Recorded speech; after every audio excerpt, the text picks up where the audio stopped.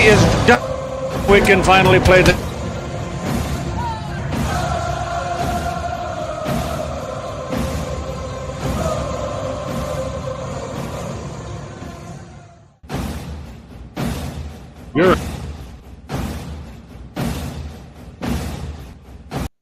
You're in Braves Country.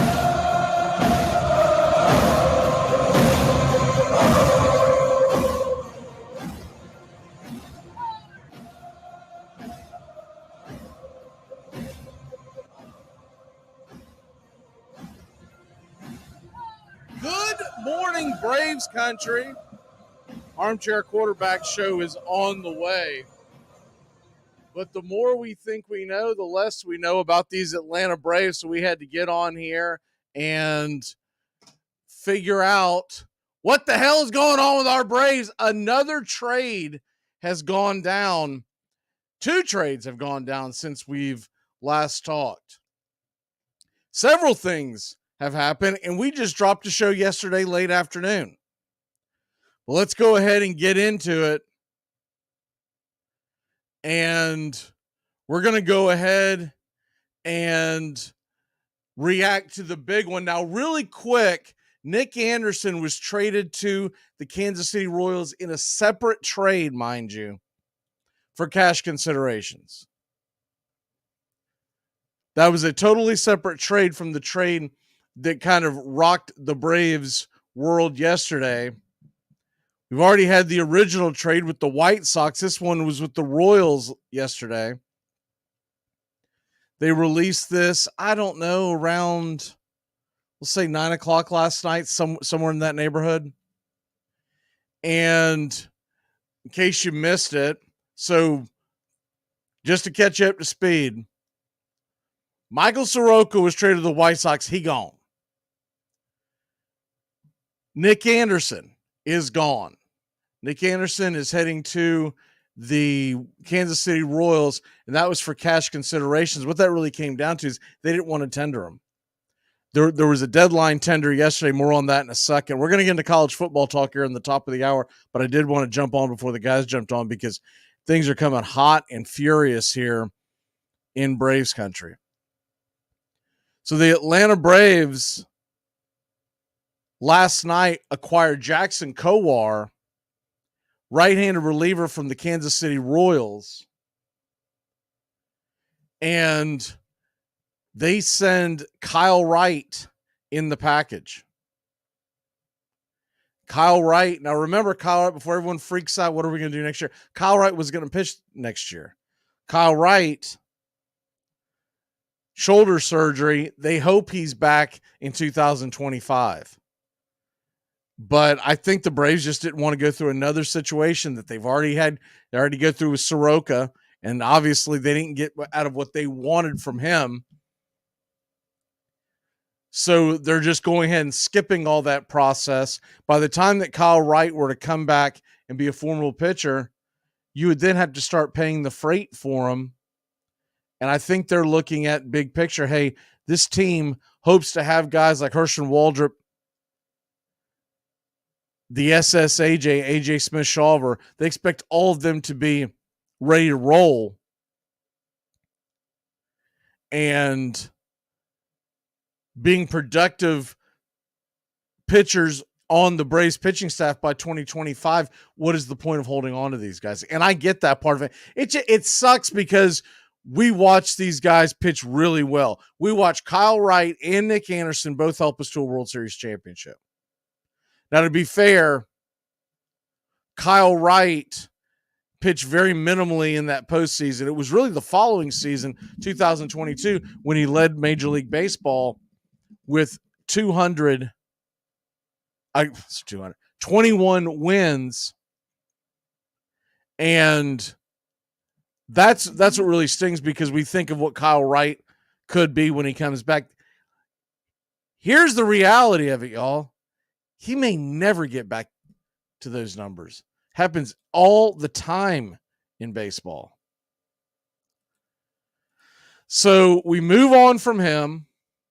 We move on from Soroka. We move on from Nick Anderson. What do we get in Kowar? Now, Kowar's got a 6.43 ERA last year. He had a whip, I think, up near around 2. But prior to last year, Kowar was a really good pitcher. Bummer was a really good pitcher. Now, here's the thing with Kowar. They've got 3 years of control with him. And do you remember Jackson Kowar was a part of trade talks last year at the deadline? He is a 6'5", 200-pounder right-hander that throws gas. Very much like Bummer, they're going to have control over them over the next few years. If they pan out, if they don't pan out, you're not obligated to keep any of them. But I think it was one of these things where the Braves really were in a tight spot, and they said, "Look, I don't think we're going to keep them. So why not try to get something out of it and see if we can get something out of Kowar?" Now, the thing about Kowar, originally when it was released, someone on Twitter had said that he didn't have any more options. That's not true. He's got one option left. So you do have some wiggle room there. You have some wiggle room. If he doesn't come out firing bullets this spring, you can send him down, try to develop him, and maybe you've got something towards the end of the season. Here's the other thing. Let me get the list before I talk about it. The Atlanta Braves also, because of the non-tender deadline, they released a bunch of players. And Colby Allard, Michael Tompkin, Yanni Chirius, Penn Murphy, Angel Perdomo, Chadwick Trump. That was the one that shocked me. Lucas Williams, all declined tender contracts. So they could bring some of them back, but as of right now, they're not. Now, I kind of get where they're going with Trump. They're set for catcher the next couple of years. I'm just a little surprised they didn't try to tender him. The kid's got a bat. He plays pretty decent behind home plate. Feels like nothing else, he could have been a trade chip. That's the one that shocked me. Chirinos, we knew what that was about. Colby Allard, come on. After the league saw him once, he was getting pounded. Penn Murphy, a little strange because we just picked him up. A little strange, but I guess no harm, no foul. Angel Perdomo, the Tonkin and the Trump one is the one that shocked me the most. I like Tonkin. I'm hoping that they can bring him back on some kind of a deal. I like Tonkin a lot to have in the front of your pen, eating innings when games get out of hand. You can go to a Michael Tonkin and get 2 2/3 in a game in the middle of the year when you're like, geez, Louise, our starting pitcher just didn't have it today. And he can go out there and keep you in games. We saw it time and time again. So he's the one. But the thing is, he had a pretty high price. With all these moves, here's the big thing before we have to jump off and start talking college football. With all these moves, the Braves now have 10 spots open. 10! On their 40-man roster. That's unheard of. So there's going to be some moving. There's going to be some shaking. Remember, the Japanese players get posted on Monday. Free agency setting. All that jazz. We'll continue to talk more. If you got questions, fire them into the chat. We're going to step away here for a minute, do the intro. Tones and Joey are on the way. The Armchair Quarterback Kickoff Show. We just wanted to do a little bit of college football talk before, Major League Baseball talk, because so much stuff is going on. We'll be back in just a moment.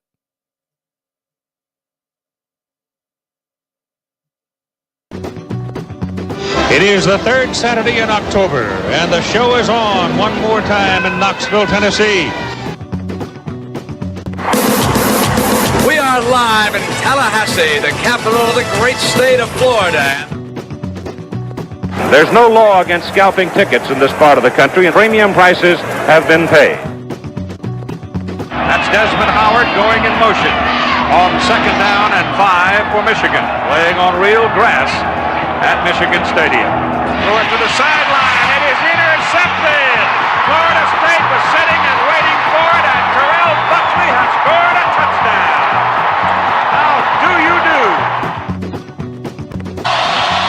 56-yarder. Does not have the leg. And Chris Davis takes it in the back of the end zone. He'll run it out to the 10, 15, 20, 25, 30, 35, 40, 45, 50, 45. There goes Davis. Oh, my God. Davis is going to run it all the way back. Auburn's going to win the football game. Auburn's going to win the football game. Oh, the band is out on the field. He's going to go into the end zone for the play. The most amazing, sensational, dramatic, heart-rending, exciting, thrilling finish in the history of college football. California. Throw down, he's going to go deep. And I mean deep. And I mean touchdown, Florida! Tyree Cleveland in a miracle finish. A Hail Mary that's full of grace for the Gators. Barkley trying to bounce it. And does escape. Saquon Barkley in the clear. Still going. Saquon Barkley all the way to the end zone. Electric. 79 yards. It's a 31-30 game, and what does Nebraska do? I have not seen the kicker come on the field, and I don't think he's coming on the field. Tom Osborne made this decision a long time ago. He's decided to go for 2 and take his shot at winning. I commend him for it. This is for the national championship for Nebraska. Incomplete. And if in 48 seconds they become the winner, they certainly deserve to be national champions. Seminoles of Florida State, one of the great traditions in college football, and this becoming one of the nation's favorite rivalries. It's a battle for flagging rights and recruiting advantages. in the state of Florida as the Gators come calling. And Chief Osceola ready to get it started. College football. A matchup from the state of Florida. It's the Gators against the Seminoles on an overcast day in Tallahassee. Moody flushed, throws it down. Caught by Boston College. I don't believe it. Today, we've got number 1 Seminoles against number 2 in the capital city of Tallahassee.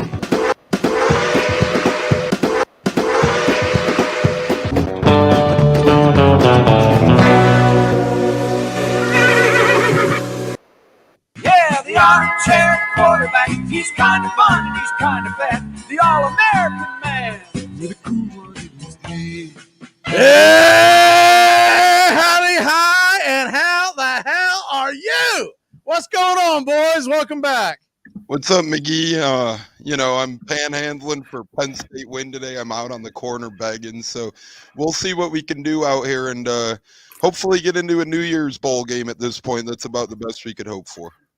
How are you, Joey? Oh, I'm doing good. Great to be back after last week being off, of course. And, today my focus is on Washington. I know my Notre Dame can't really make the playoff, but a huge game for Washington today on the road. I'm excited to see if they can make that step forward or step back because right now they see it on the cusp out, not in. Interested in today's college. Go Beavers, baby. Go Beavers. Yeah. Get it. I'm ready for them to shock the world. Look, I feel like Washington's been playing on borrowed time for several weeks. And it's only a matter of time before Oregon knocks the snot out of them in the Pac-12 championship game. But here's a crazy scenario, and it's funny because I find it odd that there are ESPN talking heads that are supposedly in the know of college football. Evidently, they're not. But here's an odd question. Stanford Steve, I think, is the one that I saw bring this up last night on social media. He brought an option up where Alabama beats Georgia, right? We'll just say Ohio State beats Michigan. Okay. Florida State wins out.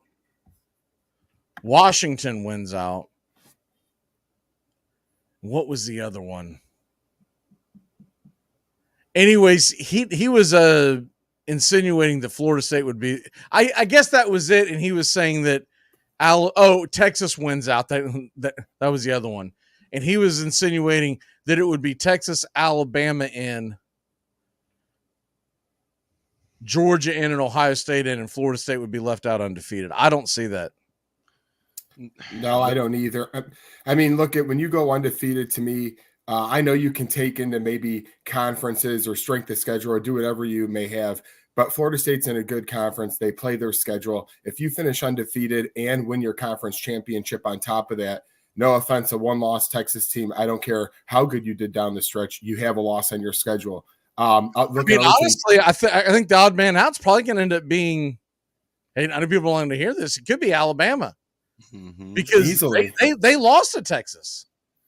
Yeah, I mean, Alabama's another one where you look at them and they're playing great right now. But, Mac, we always talk about it. You can't just focus on these last few weeks, right? You got to take everything that happened since week one. So, to me, one-loss teams, I know sometimes they go in over, like a two-loss team will go in over a one. But to me, what Florida State here, yeah, I mean, okay, are there some games on their schedule down the stretch where it's like they should win them? For the most part, yes. But, hey, they did their job, went undefeated. I wouldn't put them out over some of these one-loss teams. No, and I'll tell you something else that's maddening to me is that everyone tends to forget Florida State beat the hell out of LSU. It was week one. That's why they forget. Right. But they act like the game didn't exist. Like, well, they play in the ACC. They beat the hell out of LSU. They're going to be playing Florida next week. They beat Miami. They beat Clemson. It's not Florida State's job, by the way, to make sure that Florida has a good year, Miami has a good year, Clemson has a good, right? I mean, let's get that out of the way. And if things play out, if Louisville wins, and that's a big if because I don't know if they're going to get the win today, but if Louisville wins, they will have beaten another top 10 team in Louisville for the conference title. If not, they'll play Well, you know what? It gets too murky to even guess at that point because there's about 4 teams that could slide in there. They could still end up playing Louisville. Louisville would just be ranked a little further back. But they could play North Carolina, who's ranked, number 20 right now. They're at Clemson. I don't think they're going to beat Clemson, but we'll see what happens. Looking at the standings real quick in the ACC, what you get? Florida State punched their ticket. North Carolina, NC State, Virginia Tech all have 2 losses. That's the list, along with Louisville. Because Louisville's 6-1. Their last conference game is today. They play Kentucky next week, so that's got nothing to do with it, right? Mm-hmm. So you could end up in a tie. And I think from the bylaws, the way it used to be, I haven't looked and see what it is this year, but the way it used to be is the highest ranked team gets it if there's a multiple team tie. Obviously, if it was head to head, 2 versus 3, that would get the tiebreaker. But Louisville and North Carolina didn't play this year. So anyways, I just thought it was odd that they're just assuming FSU's out. I do agree that if Florida State loses, they're done. There's not, they would have to have like a catastrophic collapse on all the other teams to even be mentioned with the 1 loss. Mm-hmm. Hey, don't worry. The saddest thing I heard was somebody was trying in the Pac-12, some radio station I was listening to was trying to say if Oregon and Washington both end up with 1 loss, they should both make the playoff. I'm like, absolutely not. You can't put 2 Pac-12s in there. Come on now. The only way that happens, Joey, right? And times for that matter, we would know today because Tennessee would have to upset Georgia. Yeah. And Auburn would, we don't know today, we know next week. Auburn would have to upset Alabama next week to make the SEC champion moot. I can tell you this. If Michigan loses, they're done because the committee's just looking for an excuse to kick them out, right? Mm-hmm. Hate to tell you, Michigan fans, I know a lot of folks don't want to hear this. If you lose 1 game, you are absolutely gone. So the only way to stick it to everybody is to go out and win the whole damn thing. And the only way you're going to do that is if you go undefeated, meaning not just next week against Ohio State, not just this week against Maryland, but you got to win the Big Ten title. Mm-hmm. Yeah, only 1 Big Ten team is squeaking in this year for sure. I don't really see a way 2 Big Ten teams get in. You got the SEC, Vulcan, you got the Pac with vying teams. And to me, FSU's in regardless unless they get a loss the remainder of the year. So, hey, it would be a nice thing if we had more playoff teams at this point. But I will say it does make for good conversation. It does make for good talk. It's a lot of debatable teams that are on the cusp of making the playoffs here. And I think this is exactly why we need at least a little bit of expansion. And it's coming soon. So the Calvary will be here soon for that.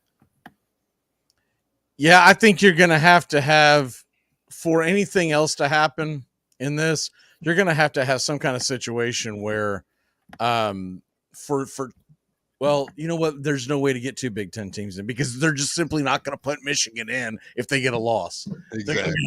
You've been a bad boy. Go play in the Screws It Bowl. I don't know what bowl they end up in because I don't even know if the Rose Bowl wants them, right?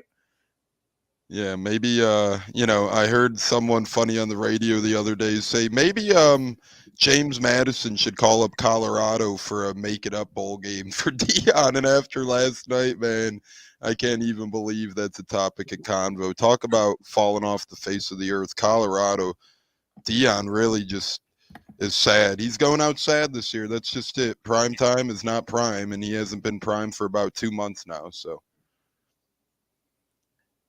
Well, I hit my teaser on that last night, so I wasn't too upset about that. I took State and the over, and when they jumped out to an early lead, I was like, I don't think I have to worry about State. The only thing I'm worried about is the over. I kept falling asleep and waking up looking at the score, and at some point, I realized it.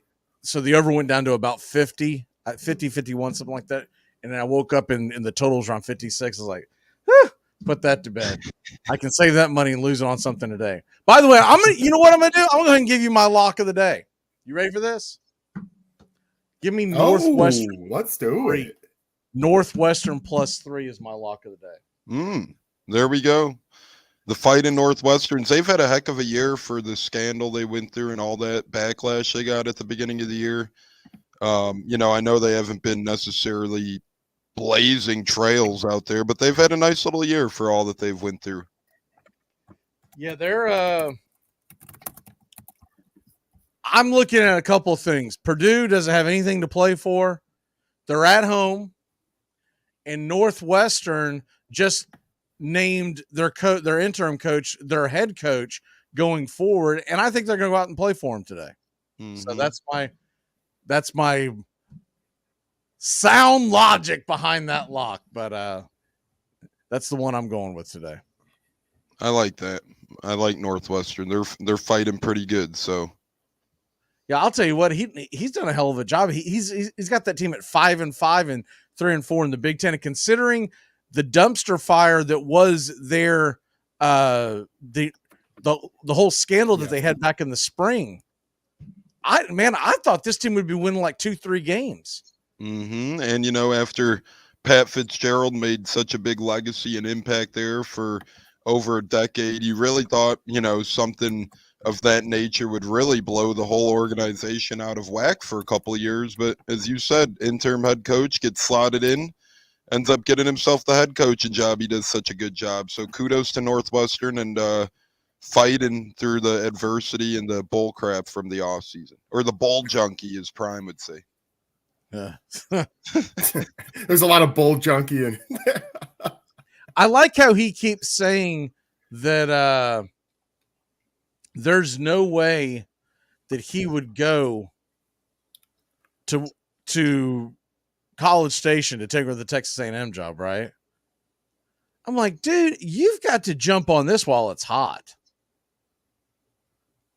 Because everyone's going to find out in the very near future you're a terrible head football coach. I mean, week 1, Bobby was ready to burn down the entire University of Florida football staff to hire Dion, right? Dion has shown week after week after week he's not a great X and O's guys, which I don't know why that shocks anybody. But anyways, my point is this. If Dion needs a strike while the iron's hot, he keeps saying, well, my kids are here. But why would you do what you did last year and just take your kids with you? What are you talking about? Absolutely. I mean, when it comes down to it, you got to make your buck, right? I mean, like you said, what if Colorado has, they lose the rest of their games this year, which are already on a schedule to have a poor record. And then next year he comes back and it's year 2 and they completely blow it up. His stock goes way down. To me, you got to keep jumping on these opportunities while he still has the chance, make a big buck and cash out before things get uglier for him. Absolutely. I think a lot of people in the beginning thought that, the entertainment wins games, right? Prime brought entertainment to the table. ESPN bit for it. They had College Game Day there a couple of times. A lot of people bought into the entertainment side of things. At the end of the day, you got to be a football coach, and he's not looking like a great one. So I don't think Texas A&M wants to go that route, but if they do decide to go that route, you got to jump on that, man. You can get $76 million to not coach in the near future. Yeah, I think UTSA's coach makes a pretty good case. I forget his name exactly, but I know he interviewed there. He should be jumping all over that too. You could go from a UTSA to a College Station. That's a big upgrade as well. A lot of these littler fish have to take advantage while they can. A lot of money.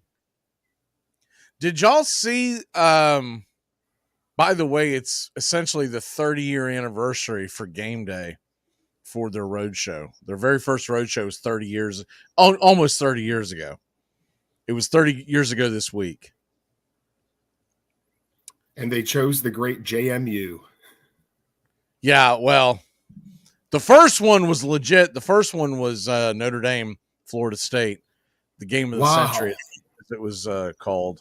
Yeah, it was the first time that they ever went. That That was the one where Notre Dame won on a touchdown, last play, interception in the end zone, and then Notre Dame lost the next week, and Florida State went on with a national championship.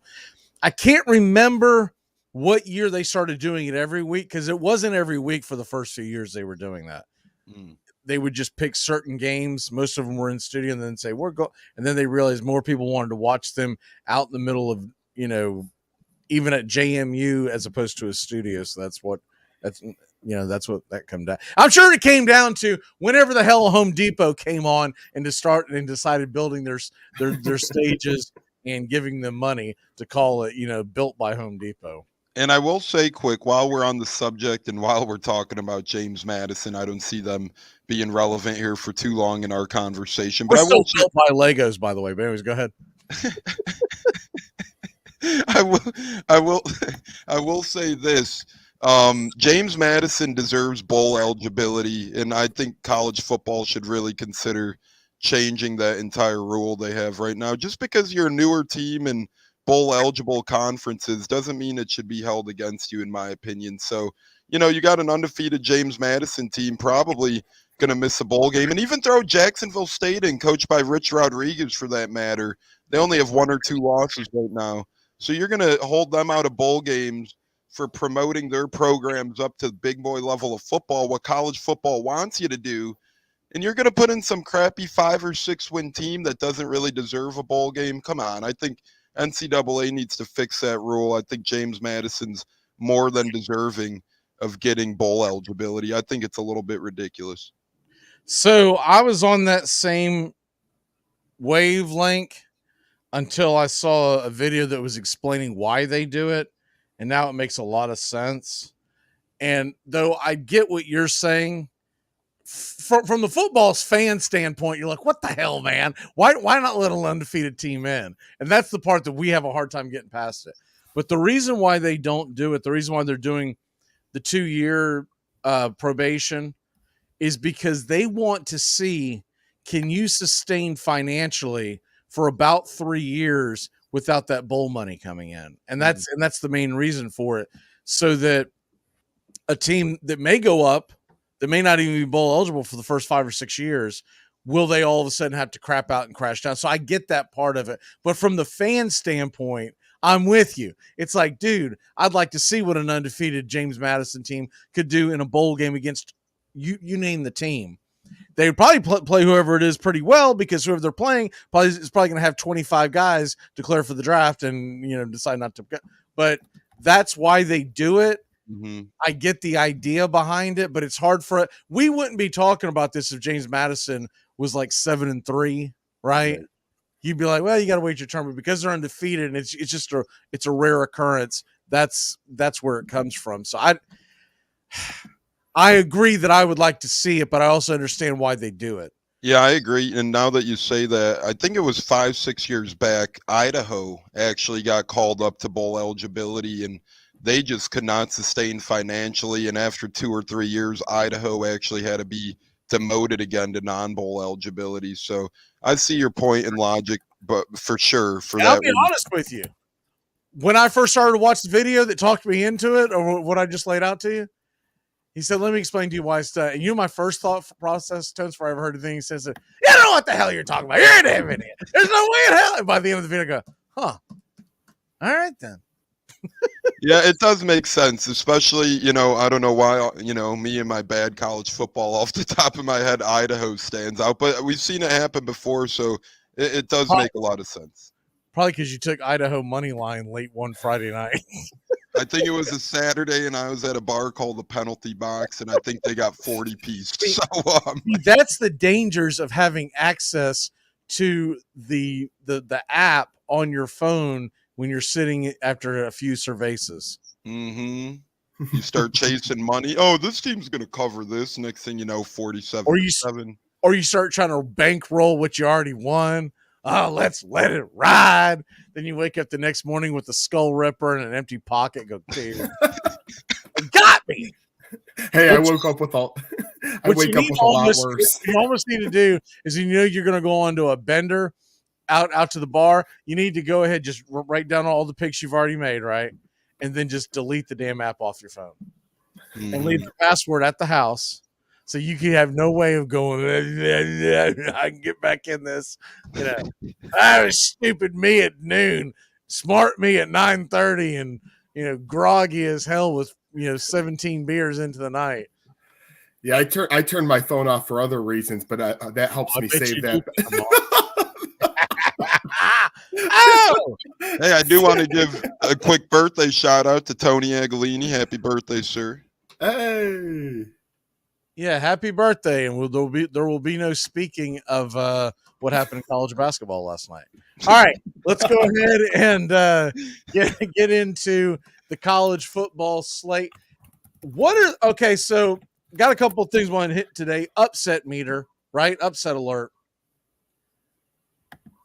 I'm putting the Michigan-Maryland game on about a 5 because I think there is a possibility that they're coming off the high of beating Penn State.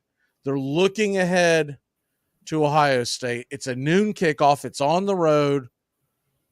These two teams meet randomly any other time of the year. I wouldn't give Maryland a shot in hell winning this game, but they can put up points. Crazier things have happened. What are y'all's thoughts on Michigan-Maryland? I was actually looking at that one, and I know we're talking about straight upsets, but Maryland spread's really intriguing. To me, that's a lot of points there at home against Michigan. Anytime you got a Tunga Viola brother or quarterback, you have the chance to stay in the game. They're winners. I agree with you. I put that one right around the 5 spectrum, maybe bump it a little bit. I will say Maryland seems to start these games strong often, right? It's always halftime, and whether it's Ohio State, Penn State, or Michigan, Maryland's hanging with them around the half.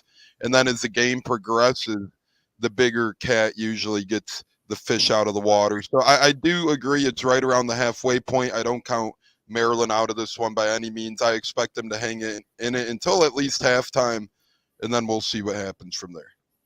Yeah, and on that same meter, Mac, you said about a 5. I think about the same because, as Tones alluded to at Maryland, they played Ohio State earlier in the year, hung around for a bit.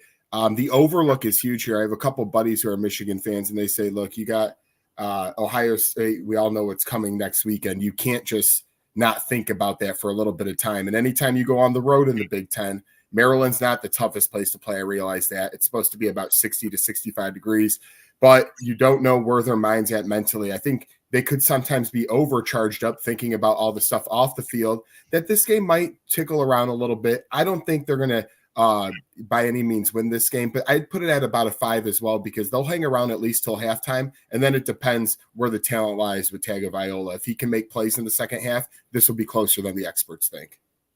The next one. This one I've got an upset alert of about a 9. Louisville going into Miami. Miami's actually a favorite, so I don't know if you can call it an upset per se. It's gone back and forth, about 1 point both sides all week long.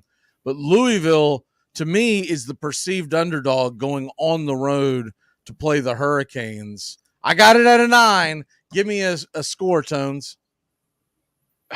I put this one. I think Louisville handles them today. I'm going to say Louisville wins this one by a touchdown. They're always going to be up around it. I think it stays competitive, but I think Louisville handles him by around 7-10 all game. I'm going 27-20 Louisville. I think they could smell that they're on the verge of a New Year's bowl game, which would be very exciting for that program. I don't know what Joey was doing in the off season, but he must have had a couple Louisville books on his desk or something to predict. Power 4, baby. Yeah. But anyway, I will say they've had a heck of a season, and I think they continue that heck of a year today. I think Miami's a bunch of choke artists, and even when Miami has a very winnable game in front of them, they find a way to lose it. So give me Louisville today. I think they win 27-20. Joey, what say you on this game?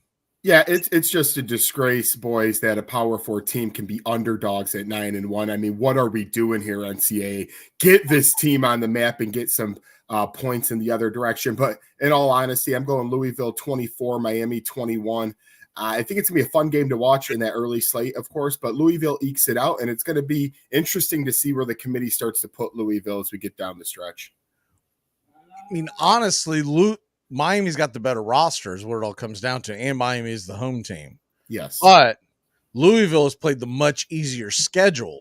So Louisville, though they've had a couple of signature wins, I get that, but it's a lot easier to get up for one game in college football as opposed to week after week, and so that's got a lot to do with it. It's one of the reasons why Louisville. Remember the beginning of the year, I said that they were my dark horse to make the ACC championship game, and this is why because yes, they were playing Miami, but they weren't playing Clemson, they weren't playing Florida State, they were avoiding a lot of the big boys in the ACC. So I hope Louisville has a good showing. It's going to make the ACC championship game much more fun. But I do believe that the Hurricanes have the better team. I guess my biggest question from it is what kind of quarterback player are they going to get today? Yeah. Mm-hmm. Rutgers, Penn State, any worry there, Tons? I'm going to put that at a upset meter of about a 3 or a 4. Yeah, I'd put it around a 3 or 4 as well. You can never quite count out the fight in Schiano's. They're kind of like a Maryland in terms of how they fight in the Big Ten with the big boys. And when I say big boys, I mean Ohio State, Michigan, followed by Penn State. Rutgers are one of those teams that gives them a little bit of a whirlwind of a game. We've seen that out of Ohio State Rutgers a couple weeks back. But at day's end, I think Penn State rebounds after a tough loss last week. They've really looked great against everyone not named Ohio State and Michigan this season. So I expect that to continue today. I think the spread's a little rich for my blood, sitting around 20.5. That's a little high, but I do think Penn State wins this one pretty handedly. I think they'll always be up a couple of touchdowns, and I think Drew Aller continues to kind of play well in these under the radar type games, opposed to when the big spotlight's on him. And let's not forget either, Penn State did fire their offensive coordinator a couple weeks back. That was a much needed maneuver on their behalf. I think their new OC is going to continue to try and put the blueprint in place today and really put his resume together to remain there next year. So I think Penn State comes out firing on all cylinders. I think they win this one by about 14-20. With that being said, that 20.5, that half point, a little rich for my blood in terms of the spread. What say you, Joey? I'll put the upset at about a 1 because this is what Penn State does, right? You can guarantee two things. They'll never beat Michigan and Ohio State, but they beat everybody else on their schedule. To me, they come out strong and win this game handily. 1, I'm not afraid of it. All right. One of the big ones today, if you believe they can hang, Georgia travels to Knoxville to take on the Tennessee Volunteers.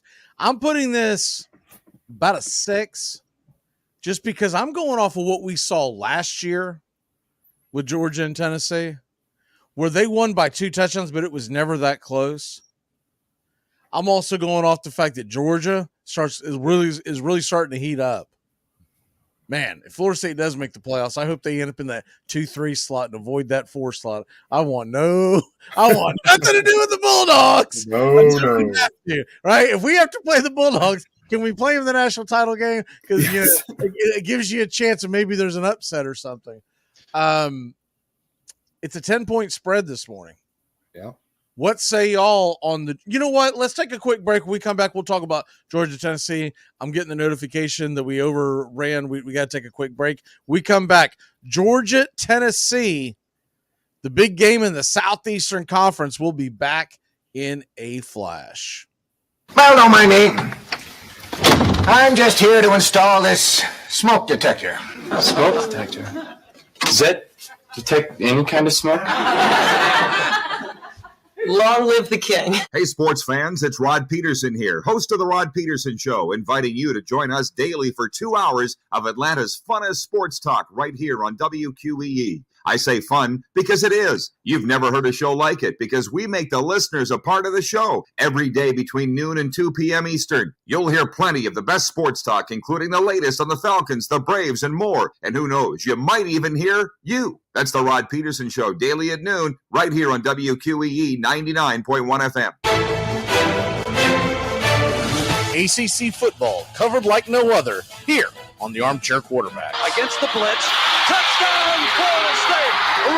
Preston scores the touchdown. And now it's Bowden's decision, and he sends Mowry onto the field right away. Danny Cannell is the holder. Mowry, touchdown! This game is over. A 31-31 tie. A 31-31 tie. A deep throw by Lawrence. A lot of contact. Justin Ross broke free from it.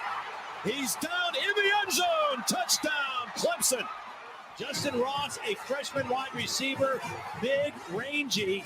And Trevor Lawrence knows, throw it up against that single coverage, give him a chance to make a play on a 50-50 ball. If you're a fan of the ACC, pull up an armchair. You're home. It's the best in sports and entertainment, and get locked in and locked down with Rhino Radio Penitentiary, 7 a.m. to 10 a.m. with your host, me, Ryan O'Neal, each and every morning, right here with the best in sports and entertainment, all the way from professional sports to college sports to River Dragons hockey and everything in between, including some of the very best local and national guests. It's the Rhino Radio Penitentiary, 7 a.m. to 10 a.m. Monday through Fridays, right here on 99.1 FM WQEE. The NFL's number one pick in 1970, Terry Bradshaw, experienced an erratic rookie season. But Noel never gave up on the talented youngster. This was paramount, for Pittsburgh had a history of impatience with young players. The most glaring example came in 1956, when a free agent named John Unitas was given a quick look and found wanted. Earl Morrall, who was traded by Pittsburgh in 1958, went on to lead Miami to the Super Bowl. Len Dawson, the Steelers' top draft pick in 57, was gone by 59. And Jack Kemp, who won championships for Buffalo, was cut in the mid-50s. But Bradshaw was allowed to mature, and he gave Pittsburgh stability at quarterback for the first time. He also had one of the most powerful throwing arms ever seen, and the Bradshaw bullet became legend in Pittsburgh. Armchair. They're always getting in our face, yeah.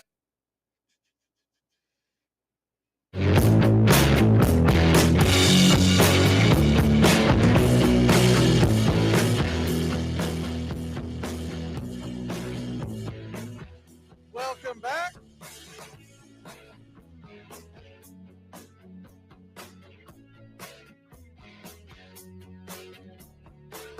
Georgia, Tennessee. Tennessee. Now, the one thing I'll say about this game, although I still have the upset meter around a 4, 3 or 4, somewhere in that area, maybe a 5. You can talk me into 6, but honestly, if I'm being honest about it, I'm gonna temper it around a 4. Because if Tennessee were to win this game, it would make their entire season. And you would see them tearing down the goalposts, et cetera, et cetera. Here comes Bobby onto the playing field. Sorry, Bobby. I thought I had added you in. Let me change. Added on to your point, though, with Tennessee, my thing was going to be, Mac, that this is like their Super Bowl today, right? They're 7-3. It's a big home game against Georgia. To me, that's why I put this at a 5 or a 6. On the road, Tennessee's going to treat this like a conference championship or a Super Bowl type game for themselves. It's going to be rowdy in Knoxville. I'm not saying they get it done, but it's going to be a great atmosphere, and I hope to see a good game.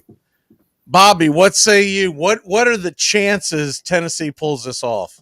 I assume we're doing what's Georgia, the Tennessee. Sorry, I'm going to give it maybe 20% chance tops. I don't give them much of a chance at beating Georgia. I just look at how they played against Florida, how they played against Missouri. And I know those are two different situations because they're playing on the road. But you would compare those games to how Georgia played against those teams, and it's night and day. And like you said earlier in the show, Georgia, they've been picking it up lately. They've been stomping teams. It's not the Georgia we saw earlier in the season. They've had no problems handling the teams they played recently. I think they'll do the same to Tennessee. Give me a score. I'm going to say 35-20, Georgia. 35-20? Yeah.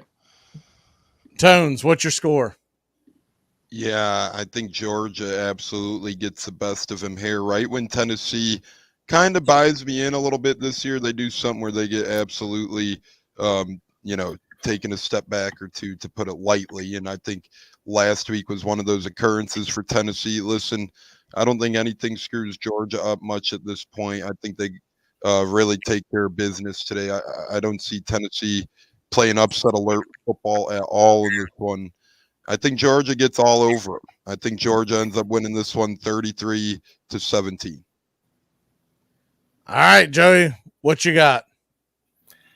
Why not? I'll be the lone man wolf, and I won't say they win outright by any means here. I'm crazy and a little on the, not smartest side sometimes, but I won't do that. I'm going to go with Tennessee to cover. Like I said, this is their biggest game of the year. This is what's left. It's their home game. They looked miserable. I mean, and look at the Missouri game. Go back. Bobby mentioned a couple on the road as well that were just god awful. Put all that aside, 9.5 points. I think it's going to be about a 35-27 game. They hang around in Georgia. Maybe it's a backdoor cover. I don't have to predict that, though. 35-27, Georgia takes it, but does not cover. Yeah, I got Georgia covering. I don't think I honestly don't know how competitive this game is going to be. I hope I'm wrong. I hope we get a really fun game. This is kind of a light slate on a college football Saturday. Yeah. I hope we get something entertaining. But, man, this thing smells. I know how hard it took them to get 13 points last year. And Tennessee had a pretty good offense last year. Yeah, better offense this year than this year. Give me the Bulldogs to win this thing like 34-10. I think that 20 that Tennessee gets, I think it comes late in the game when it's well out of reach. I don't think it's a true 2-possession game. Don't you have the feeling that if Georgia can find a way to score 14 points, this game may be over? Yeah. I don't think Tennessee's going to have much luck moving the ball. I mean, Georgia's a dominant defense, and Joe Milton hasn't been good this year. Not at all. No, he's been absolutely awful. Yeah, Tennessee was kind of hoping to carry over the good vibes of last year. Obviously, they lose Hendon Hooker and things go a little south. I didn't think it'd be this bad for Joe Milton. I had some hopes in him. I kind of liked where he ended off last year, but nope. It just kind of completely crashed and burned for the Volunteers at some points this season. Yeah. Am I missing something? Tones, have you seen anything? Why is the USC line gone down to 4.5 against UCLA? Yeah, I think, this is getting to be known as the Chip Kelly game. A lot of people think if UCLA loses this game, Chip Kelly might be out of a job come tomorrow. That's what I've been pretty much reading in some reports and all that stuff. So I think people are, growing intensely and thinking this is a must-win game for UCLA. I think he's gone no matter what. Yeah, Even if he wins. Yeah, I think he's probably looking at the door regardless. I agree with you. But, hey, if you are Chip Kelly, you make the case, hey, I beat USC with Caleb Williams. We get into a bowl game. I win that bowl game. We're moving to the Big Ten. I think you could have a bigger case if you're Chip Kelly there. Not saying they're going to keep him at that point, but I think, fans around the world are starting to realize, hey, this is kind of a must-win for Chip and co. Are we going to go all in on him, or are we going to watch him kind of flounder out like we have before in the NFL and whatnot? So I think that's a consensus, and that's where the money's going, and that's why you see the spread kind of inching its way towards the middle. It's interesting because from my understanding, the biggest reason why Chip Kelly is getting ran out of there, it's not necessarily performance. They're saying he just doesn't jive with the UCLA alumni. He doesn't play basically the kiss ass game, for lack of a better term, right? Mm-hmm. And they want to go in a different direction as UCLA's heading towards the Big Ten next year. Yeah, and that's going to be one of the biggest things is who do they feel like is the best coach to transition them appropriately into the Big Ten? Is it Chip Kelly? And, if he doesn't get along with their organization to begin with, because that's going to be a big curveball when you're going from Pac football to Big Ten football. You have to sell your fans. You have to sell the alumni. You got to click all the right buttons.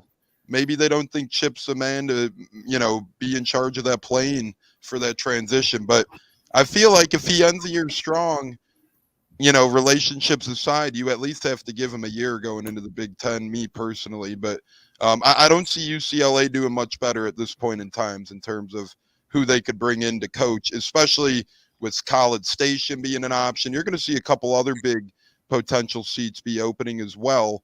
I'm not quite sure if UCLA would even crack the top 5 head coaching candidacy list at the end of the year. Here's a teaser I'll lay on you that I just laid while we were talking. So I got a 10-point teaser with 3 teams. It's on a -150 line. I don't love those odds, but I really like the line that it was getting to. So I just need Georgia to win. They're now getting plus 0.5. I'm getting Maryland plus 28.5. And USC plus 5.5. Which one breaks me? Which one screws me, sticks the knife right in me, and knocks me out? If I had to go with one, even though we talked about upset alert earlier, Michigan could be on this warpath where they're just saying it's them again. They try this victim card, right, which I'm not liking. But maybe since they are playing it that way, maybe they do win by 40 to 50. Why in the world are they the victim? Well, hey, they're playing it. Harbaugh's they're called America's team. Harbaugh. So it's just so all a lame. joke. And you know what's crazy is a bunch of people in the media are talking about how bad they feel for the players. Why? I feel bad for the teams they screwed over by cheating. I can't believe they're getting a slap on the wrist like that. There's no way they get to play victim as well. Either, right? Right. There's just no way. This is exactly to me, and very, I know it's different sports, but like the Houston Astros. Does everybody maybe cheat a little bit to a certain extent to get advantages? Of course they do. But when you go to the measures of what Michigan went to, there's a reason Harbaugh sat on his hands and ended up taking this penalty and not going to court. They're a joke. It's a blasphemy that you guys, Howard on ESPN over here, the 4-letter network, trying to, cry for his team. I hope they lose. But Mac, back to your teaser point, they do think it's them against the world. Maybe they blow out Maryland by a big amount, but I like the teaser overall. I do too. I think that's the only one that could not hit is because, like you said, Michigan. I mean, Joey said it best. They have that. They have that victim mentality. They have the underdog mentality, which is so lame that they do. But crazy. We have a common quick big Trev about fantasy football. Trade Amari Cooper, get Adam Thielen if you're still listening, buddy. That's all I got for you. What was the question? In a full point PPR, somebody offered him Adam Thielen for Amari Cooper. I think with the uncertainty of Brown's quarterback position, they offered him Thielen. It sounds like that. He says, yeah, it does, dude. I'd take that in a heartbeat. That's what I'm saying. Especially, you have DTR or PJ Walker or Joe Flacco, right? I mean, where's Phillip Rivers? You better jump in there and accept that damn trade before that guy sobers up. Yeah. Because, well, here's the big unknown, and the problem is if you find out that Cooper was worth keeping, it'll be too late. But if you find out, oh my God, he's just going to be run blocking, you're not going to be able to move him come Monday morning, right? Mm-hmm. DTR, they're high on him, and one of the reasons why last time PJ Walker got the start over DTR, it was because they got the news on like a Friday, I think it was, that Watson wasn't playing. So in a short week like that, they said, you know what, we're going to go with the veteran. But now they have a full week and they're going forward. They're high on DTR, and I do remember him playing well in the preseason. He did play well in the preseason. He did get one start, though, in the regular season, and it went disastrously. Yeah. So I would sell which is fair, but at the same token, that was one start, and that was kind of last minute. Now, they went into this knowing that this was their guy all week. The problem is he's playing the Pittsburgh Steelers defense. There's the wind supposed to be howling off the lake, and there's a good chance the over-under in that game's 32. Oh my God! What is Iowa playing? There's a good chance you're not going to be able to you'll be able to pick up Amari Cooper on the waiver wire come Wednesday because people are just going to panic. Yeah, I think you got to do that trade. And I'll say this. I did watch DTR a lot last year in college football, and he's one of those quarterbacks who makes a lot of splash plays, makes a lot of electric plays, but he'll never fail to make a big-time turnover as well. I love DTR, but for him to take that next step, he has to play turnover-free football. We didn't see that his first NFL start, although he was thrown in the fire. I do agree with Magee. It was last-minute notice, this and that. I expect a cleaner DTR the rest of the year. I'm not sure if it'll ever pan out to the Browns eventually making it to the playoffs, but at the same token, they're going to be running the ball. He's going to be running the ball. They're going to be checking down the ball. And Carolina's going to continue to try and grow Bryce Young as much as they can. They're going to continue to use Thielen to their disposal. Give me Thielen all day, especially in a PPR league. Maybe non-PPR, it's a little more of a toss-up, but PPR, got to go with Thielen. Yeah. One side note, I do want to mention this while all the guys are in. I'll mention it later on. The other guys jump in. Conference championship Saturday. Armchair Quarterback Kickoff Show is going to come on about an hour before the SEC Championship because the SEC Championship's being carried by several radio stations. So if y'all can just text message me on to the side or whatever, let me know if you'll be able to join that show or not. Let me know. Sounds good. And Jones, if you want to do color, let me know. But I know you may be busy as hell with whatever's going on. It's always a bad time of year, but anyways. I should be able to try and make it work. I was doing the Baltimore-Cincinnati game on Thursday night, slowly watching all of my fantasy football players crumble into dust. You kidding me with this, man? I mean, every time you turn around, some guy was dropping like a fly. It is terrible. Burrow and Andrews, I know someone who has both of them. I'm just like, sorry about that. Man, that is just... Somebody check on Brian. Yeah, that how funny the NFL is. Real quick, the Bengals 5-3 were on top of the world. They're America's darling and growing up. Then they have that Houston loss. Now they lose Joe Burrow and they are dead flat in the water. Right with that. Until Joe Flacco comes. Maybe Phillip Rivers. RG3. Dare I say the cat man? I was thinking it, Joey. One of these teams has to just hope for whatever reason. I mean, it's past the trade deadline, so they're screwed, right? I mean, the Patriots or Titans at this point aren't. Just the only thing is if Ryan Tannehill or Jimmy Garoppolo can maybe get a release granted, which I don't know why those teams would do that, but I do know that those quarterbacks are not happy about their situation. Maybe they get granted a release, but I doubt it. Yeah, I could, if teams can't get compensation back at this point, I just find it hard that they're going to just, they'll probably use Tannehill and Jimmy G for their tutelage and mentorships. And at the end of the year, say, clean out your locker. Thanks, fellas. Have a good one. Probably. All right, moving on to the next game. Let me see who we got here. What the hell are you doing to me? All right, here we go. So this is an interesting game as far as the point spread is concerned.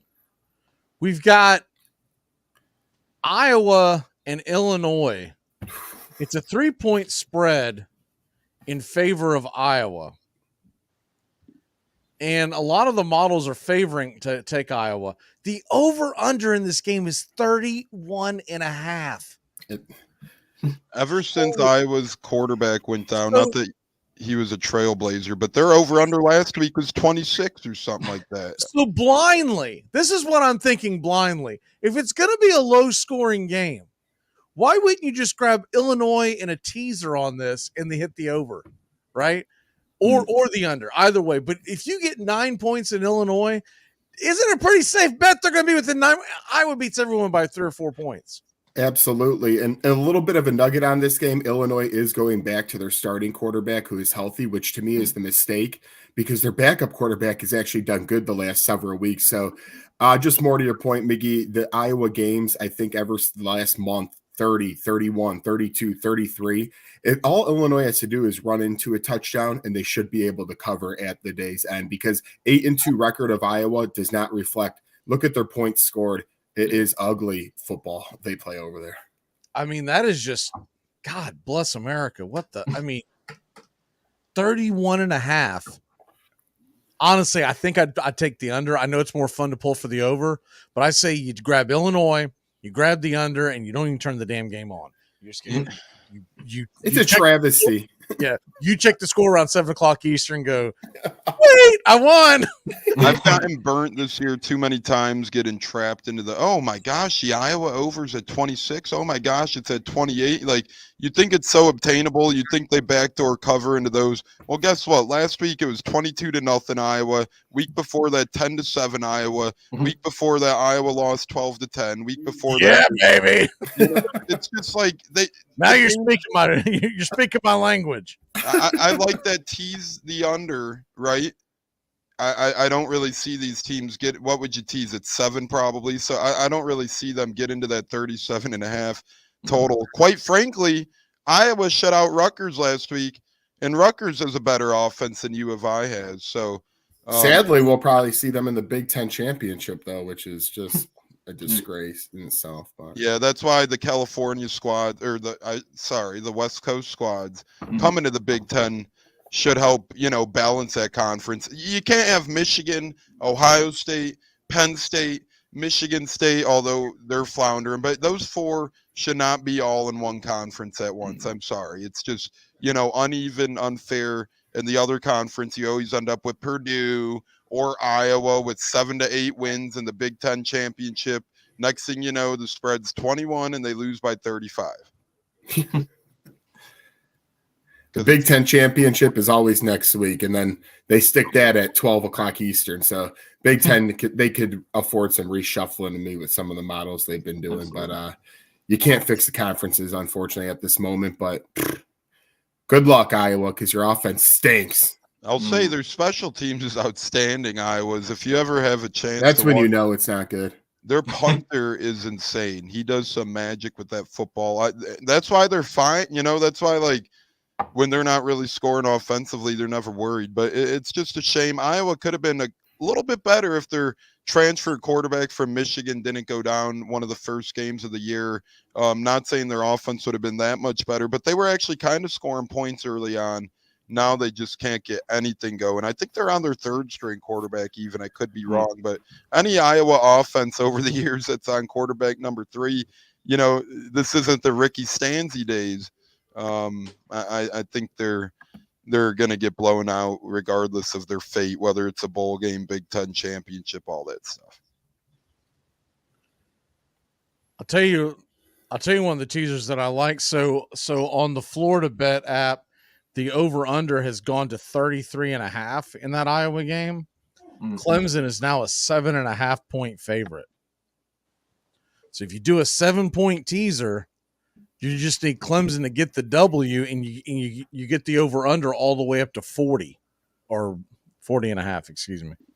I kind of like the other end of the. I kind of like the North Carolina getting 14.5 there as well, and then teasing the same total, like you said. I could see that one going either way. I think Clemson should win straight up, but at the same time, I don't see North Carolina losing by more than 2 touchdowns. But they've really fallen off the rails here the past couple of weeks. North Carolina, man, I thought they were at one point on a crash course with Florida State for the top of the ACC. The only thing that screws you when you take these like really low unders is like something goofy happens. A pick six, a scoop and score, a punt return, a 4-yard punt because the dude knocks it off the side of his foot. Anything stupid will piss you off.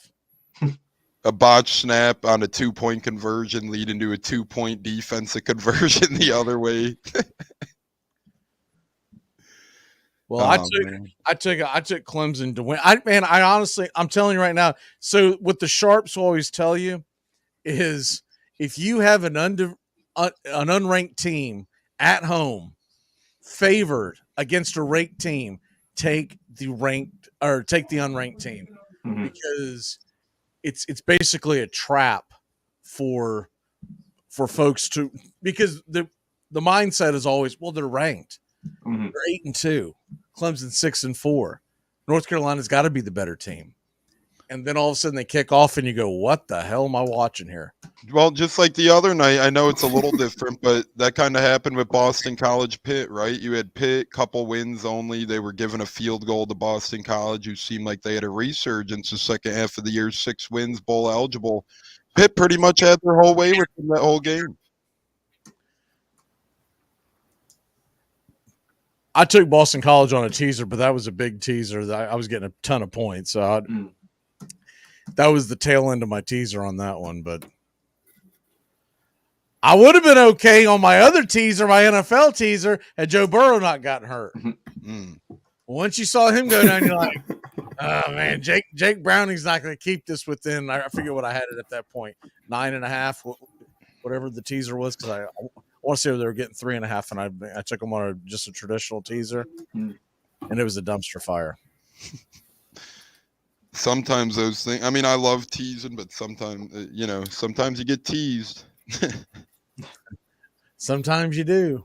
And sometimes you don't get teased and you wish you had. Hi-oh! Brady Bunch. Let's go ahead and do the Brady Bunch segment here as we're going to do let me get the paper out.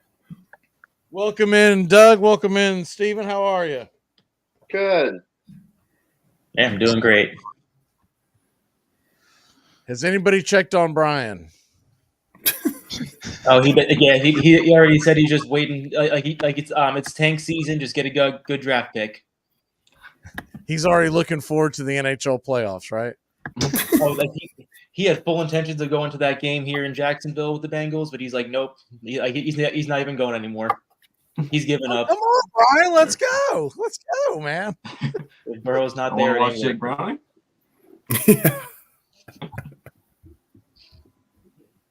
Yeah, that was bad. Getting our locks, everything. I got everything updated on our well, shoot, this is going to be real interesting trying to share this because just put it over my screen. I've been doing so bad anyways. Just, feel free to put it up on my screen. All right, there we go. I guess we're basically not going to be able to see any of our faces, and you'll see our terrible records instead. Okay. The best part of the week where all this knowledge is put out right in front of everybody and go, what the hell? Why am I listening to these idiots? All right. All right, let's go ahead and do this in order. So let me see. Doug is the only one eliminated from the survivor pool. He took Buffalo. Thanks, Buffalo.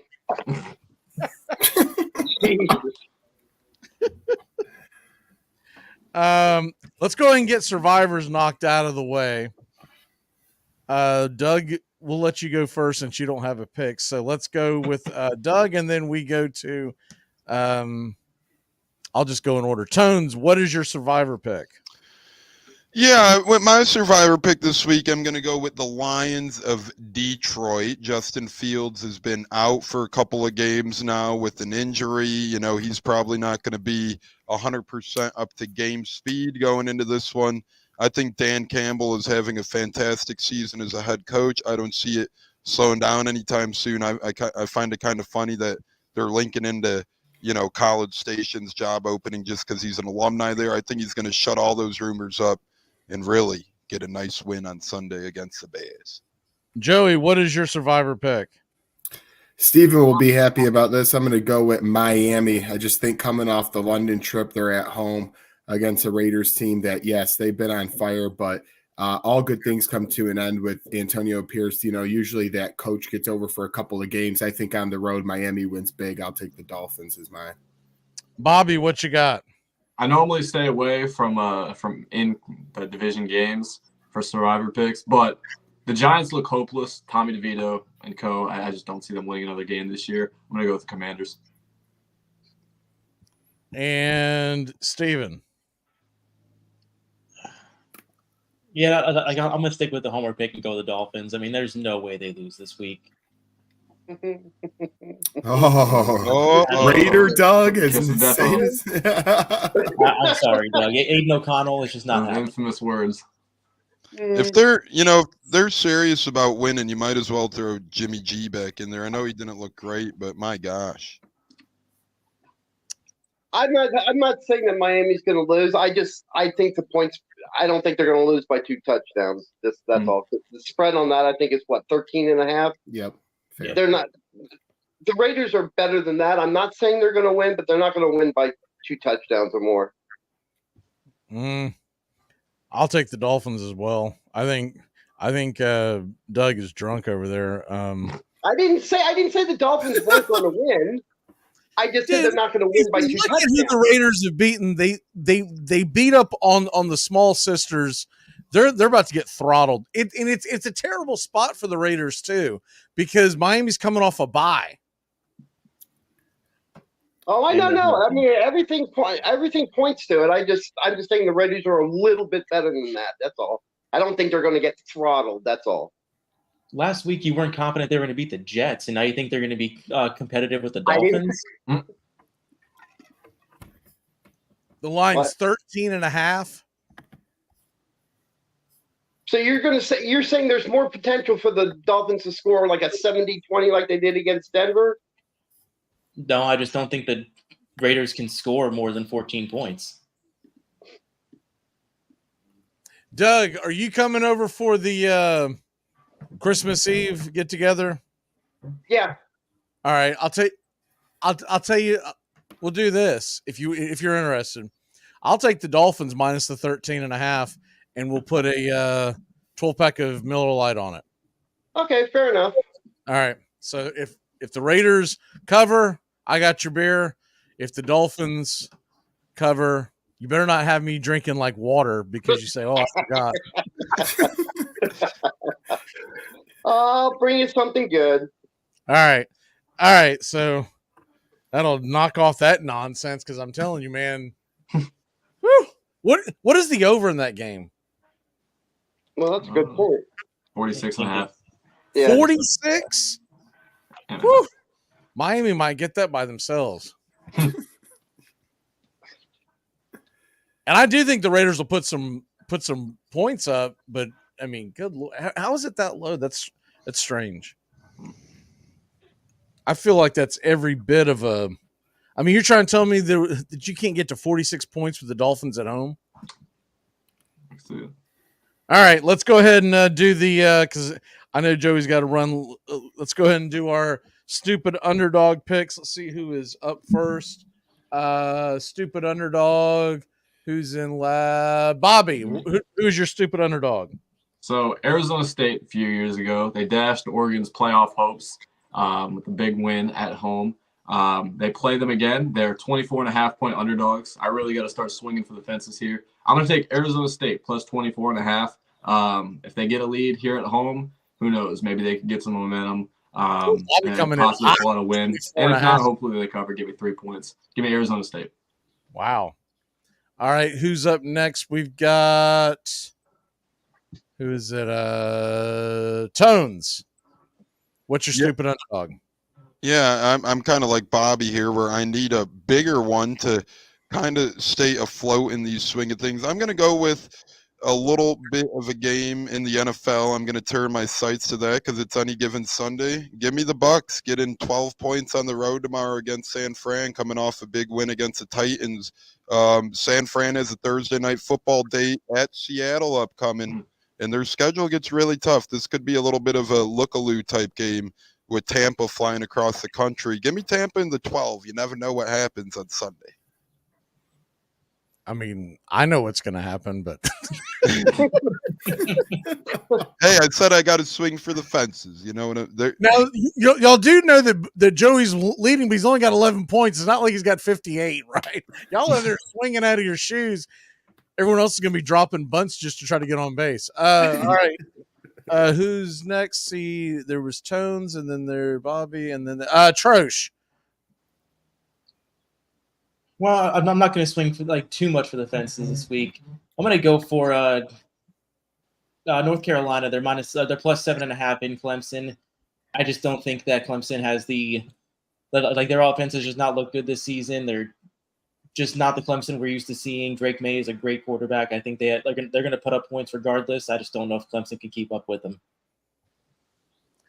All right. And then I believe that takes us, is it me or is it, where's Doug at? Next at 7. So Doug's, okay, so I'm technically in front. Give me the Florida Gators plus 11. Mm-hmm. I don't think they're necessarily going to win that game, but I do think they got a puncher's chance. I think, any way you look at it, I think 11 is way too high for that game. Doug, what you got? I'm gonna go ahead and take Louisville to beat Miami today. I think it's at like 2.5. I think it's like a half. Oh, did it go don? Oh, pick them now. It's going back. And that's a super underdog. I got a 1.5. Doug is what I got. that's fine. I'll stick with it because I just Doug's playing for the par. You know, he's not going for the birdie. He's Doug just doing it because he's hating on the city of Miami right now. He's like, basically, all I was trying to say, Trosch, I'm going to show McGee that Miami sucks. Let's go. Louisville's a 1 point favorite. I just figured about maybe I'll jinx it all. But anyway, yeah, you can't have it both ways. You're not going to have a weekend sweep with Dolphins and the Hurricanes. So, yeah, take Louisville. Louisville's now a 1 point favorite. What the hell's going on here? Yep, that's what he. So would Doug get -1 if they cover? You know what, Doug? How about we just give you a pick 'em and call it even? Because this is yeah. I didn't know I had switch like that. If Louisville wins, you win the damn bet. How about that? We'll just do that. 2 points. And enjoy. Wait a minute, it's a stupid underdog that we're doing, isn't it? Yeah, I know. That's why I got stupid underdog. Wait, what are we doing? Never mind. I was thinking this was the lock. Yeah, never mind. God damn. The hell were you picking that game for, anyways? Newspaper clippings. I really just picked You're going to get 1 point. What is he reading? The Tampa Times? You would actually get 4 points if they just covered the spread. Stupid underdog. Hey, he's playing chess. We're playing checkers out here, I guess. Hey, why not the Raiders? Then take the spread UNLV over Air Force. What's the line on that? On that, I think it's 2.5 as well. Anyone got it in front of them? 2.5. Yeah, that's what I thought it was. Yep, UNLV 2.5. Yep. All right. And who's next? Is it Joey? Yep, I'll go with the all Kansas game. Kansas is at home getting 10 points. Give me Kansas plus 10 today versus K-State. Joey, what is your lock? Because I know you want to jam. My lock is going to be the Green Bay Packers. I know that's hard for people to hear, but they're +3 at home. I think the Chargers are a joke. I think their coach is more of a joke. He should be fired on Monday 10 times over, and they had a sad sack of an organization led by him. So I think the Packers +3 at home. Give me them as the lock. What is your one big thing as you walk us off? My one big thing is Colts got a bye week, so I'm going to have a good one tonight, and I'm going to be laying in for football tomorrow. I'll probably watch the 11 o'clock noon games right in bed because I'll be having a good old time on a Saturday enjoying the college football. All right, brother. We'll see you next time. Have a good one. See you next week. Yes, sir. All right, let's go ahead and let's get Tones' lock before we get sidetracked again. Tones, what you got? I'm going to go with an over here in Sunday Night Football tomorrow, where the Vikings travel to Denver to take on the Broncos. Right now it's sitting right around, well, when I looked earlier, right around the 42-point mark. I think Broncos have been playing a lot better. Their offense looks more lively week in and week out. Javonte Williams has finally recovered from his ACL or Achilles injury, it looks like. And the Vikings are getting Justin Jefferson back, and Josh Dobbs with another week in that offense will probably look a little more crisp as well. Give me the Vikings Broncos over in that one.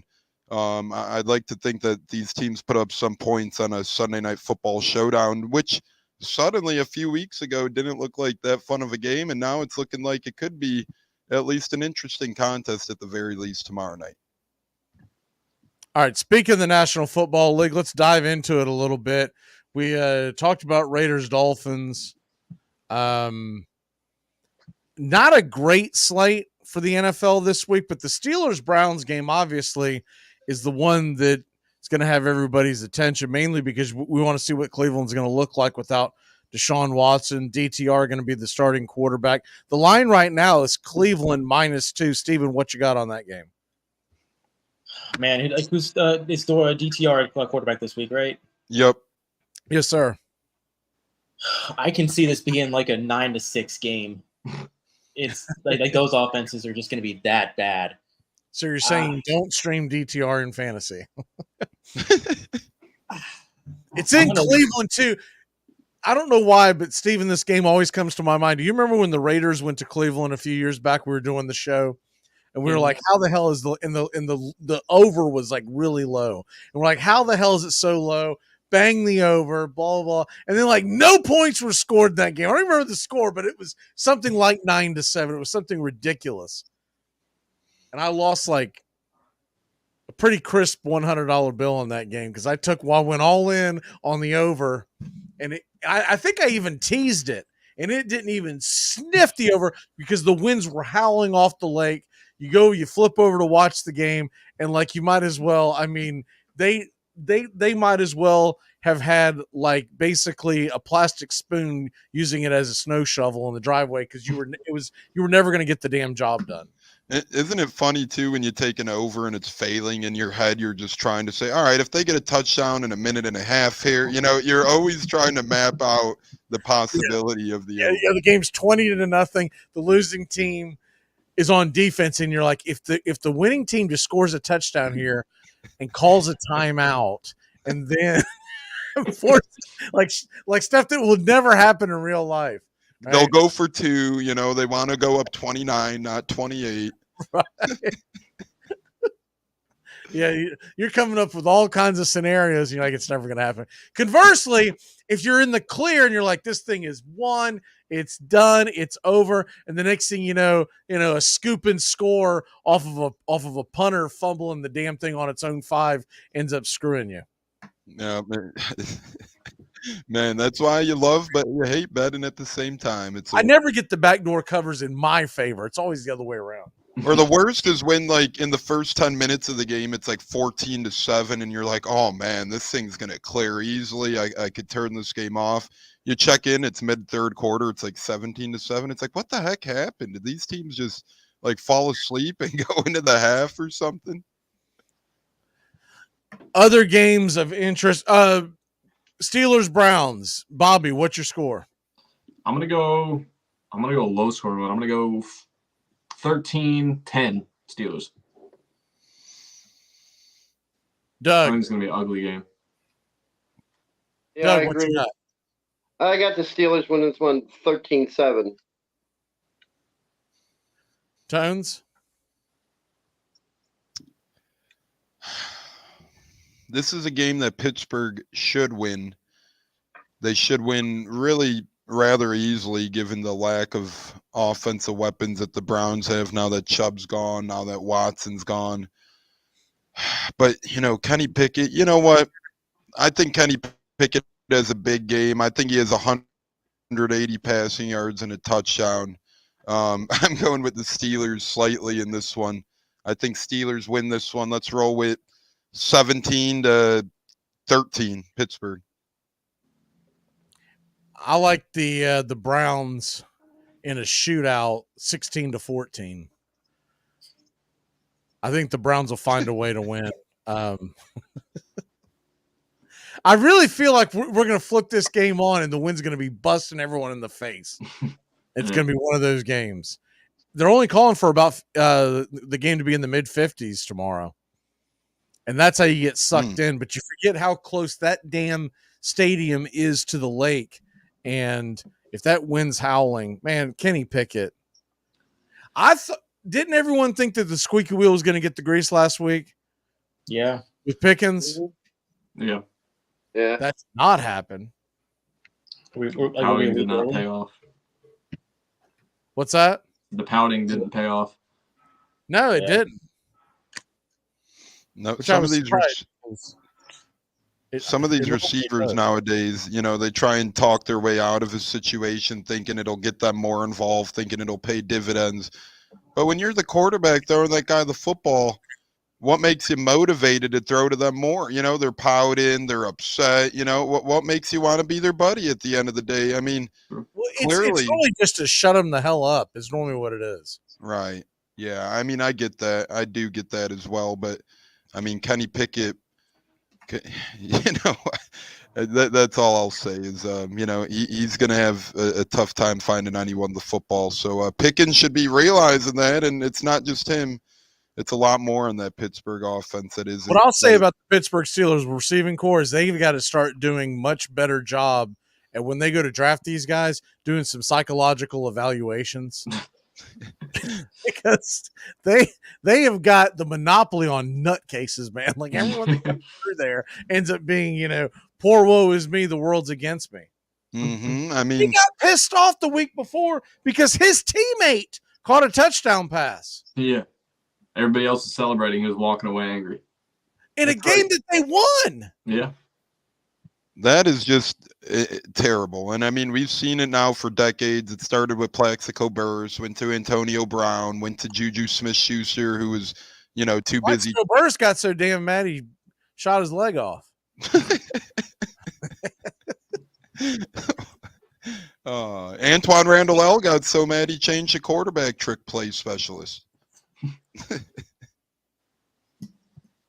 I grew up on Lynn Swan, and now this nonsense is going on. What the hell is going on? Other games event. What is the one game in the National Football League this coming week? Don't say Buccaneers, 49ers, Tones, that has your eyes on the betting world, not necessarily on anything else, but the betting world. What's the line that you're like, what? Yeah, there's a couple of them, right? And I think one that's really intriguing to me, at least in terms of betting, is we already talked about Pittsburgh. I do love that one. But I will say this. Arizona with Kyler Murray back getting 5.5 points in the Texans. What is that? The Texans are on top of the world right now. They just had that huge comeback win against the Bucs, and they just had that comeback win against the Bengals. A lot of people are smelling the Texans. To me, Arizona played a heck of a football game last week. They were able to get the upset win against the Falcons. And now I think Kyler is even going to be a little more crisp this game. I don't know if they necessarily cover that spread, but I don't see this being more than a touchdown type game. Arizona's really been playing close all season. It's not like they've really been blowing out regardless of their quarterback, except the 1 week they did start Clayton too, and that game got a little cartoonish, no pun intended. I do think Arizona is able to put the fork in the ground a little bit here this week, though, and say, hey, we're a little more competitive than people think, and I think Houston comes back down to reality a little bit more than people think. I like Arizona with that 5.5. Bobby, what say you? For me, I like Seahawks Rams. I'm looking at this matchup. The Rams, I know they're at home. They're a 1 point favorite. I like the Seahawks to win this game, though. I think the Seahawks will get it done. The Rams have been pretty banged up lately. They're 3-6. The season's on the way. It's done. It's done. The season's done. Now, isn't Stafford and Kupp coming back this week? I think they are, but I still think I don't think they're 100%. And the Seahawks have been a better team this year. I got them winning on the road here. Steven, what say you? NFL slate. Dallas at only 10.5 point favorite. I felt like that should be more in the 13.5, 14 point range, like we're seeing with the Dolphins. The Panthers team is they are not good in any way, shape, or form. Their offense doesn't have any firepower with Bryce Young back there. I just don't. I can't even see them scoring 10 points. And with what we've seen out of the Dallas offense the past few weeks, this should be a blowout. I think Frank Reich. Bad for Bryce Young. Yeah, Frank Reich. I was going to say the same, McGee. He's just. I think Frank Reich is getting his lawyers to rifle through his contract, see if there's some kind of Jimbo Fisher clause where he can just get fired. And they said that the Jimbo's out hunting this weekend. Like Frank Reich needs to be out hunting for a job. The thing is, there's no end in sight because they traded away their damn draft picks to go get Bryce Young. What the hell was that? Yeah, and probably going to be the number 1 pick. Yeah, and that's always a smart thing to do, right? Let's trade away our best wide receiver for we're getting a rookie quarterback. Let's trade away our only valuable weapon that rookie quarterback could use. And by the way, let's give up 3 or 4 draft picks on top of that. Let's get a rookie quarterback. We know we're going to suck, and let's give away that first-round draft pick the following year. Of course, trading away a first-round pick in the next year works against the Cardinals because the Texans turned into one of the best teams in football. So Texas is going to go out and win the Super Bowl, and you're going to be like, thanks. Yeah, we're stuck with picking in the high 20s when we thought we'd have a top 5 pick out of them. We essentially inherited a second-round pick. Awesome. Pretty much. Doug, didn't go as well as it did. Doug, what's the game's got your eye? Line doesn't look right. I'm looking. Tonson mentioned it earlier. I'm still looking at this Vikings-Broncos game because I'm really intrigued now. It seems like the Broncos, as far as the team, have turned a corner. Seems like they're kind of fallen in line with what Sean Payton's got going, and also definitely their defense. That's why I'm just going to be curious if they carry it over, which I think they will, and I think they will beat the Vikings. Their giveaway margin is the best in the NFL. That defense is actually in the last 3 weeks has played really well. They're hard to score on. They've been hard to score on, and that running game is a lot. Just overall, that team is playing a lot better. And a team that comes off beating Kansas City and Buffalo in successive weeks has got my eye. The one that I like, if you want a good NFL teaser, Detroit, 7.5 point favorite. The over under is 47.5. I like Detroit and taking the over. Justin Fields is supposed to be back. One thing Justin Fields does do, no matter what happens, points do get scored. Either his team is crossing the goal line or he's throwing the ball the other way and the ball's good. Regardless, you're not going to get into any kind of a slobber knocker. You're going to get into some kind of a shootout, and I think that's extremely gettable right there. Detroit to win and the Bears. But if nothing else, I just like the over in that game. 47.5 to me seems a little low. It's in Detroit, so you're not dealing with the elements. And these two teams, obviously going in opposite directions, but it's a divisional game that even still, when these two teams meet up, it seems like it's high scoring. Tones, what is your one big thing as you walk us off today? Yeah, as we get into the latter part of the college football season, that's why you got to enjoy football, because before you know it, it's over in the snap of a dang finger. And we're nearing the end here, sadly. But as clutchness and playoff time comes around, upsets tend to happen. They say Tampa Tones 2 T's for me. I got 2 big-time T's going down today in the world of college football. I got Texas getting upset on the road against Iowa State, and I got Tulane getting upset on the road as well against Florida Atlantic. So give me double T's, both ranked in the top 24 in the country, getting into trouble today. I think a lot of big upsets happen around the world of college football today, specifically Texas heading into Iowa State and Tulane heading into Florida Atlantic. All right, brother, we'll see you next time. We're going to take a quick break, reset. When we come back, college football, we're going to hit all the lines, get you ready for kickoff. We only got a few of these left. We'll be back in a flash. Triple-decker burn! Tom has been a teacher for over 40 years. One day, I think one of the students had asked the question and he didn't remember the answer. And I also noticed that he was letting his class out earlier than they were supposed to let out. I was really starting to worry. Levi and I talked about how it would change our lives, but he was there beside me. When something feels different, it could be Alzheimer's. Now is the time to talk. Visit alz.org/ourstories to learn more. A message from the Alzheimer's Association and the Ad Council.